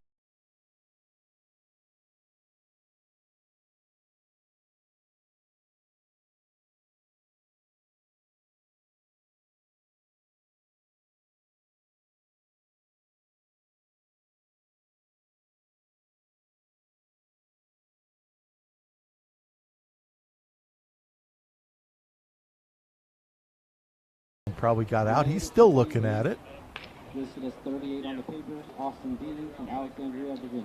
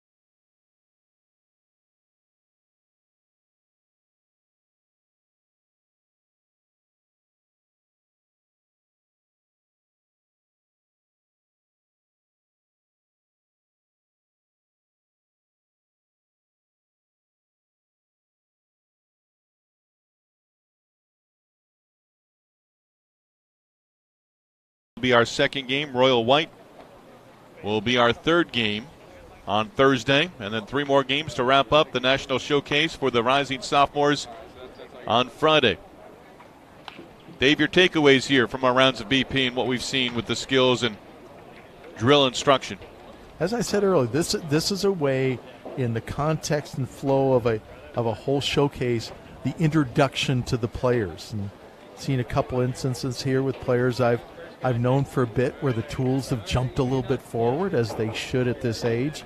But this is the real introduction, and it's going to be fun to see the skills that we saw here today, especially the batting practice skills, how they translate into the games over the next 2 days, because we'll be seeing each of these hitters hit 4 or 5 times, I'd say, in the games, and see if the good things that we saw today in BP stand up in the games. And there'll be somebody who you really didn't notice in BP who stands up in the games as well. So it's all a big mix, and we put all the stuff together at the end and get our evaluation and appreciate these young players and the skills and tools that they have. We will talk again, my friend, tomorrow at approximately 7:58 a.m. I will look forward to it.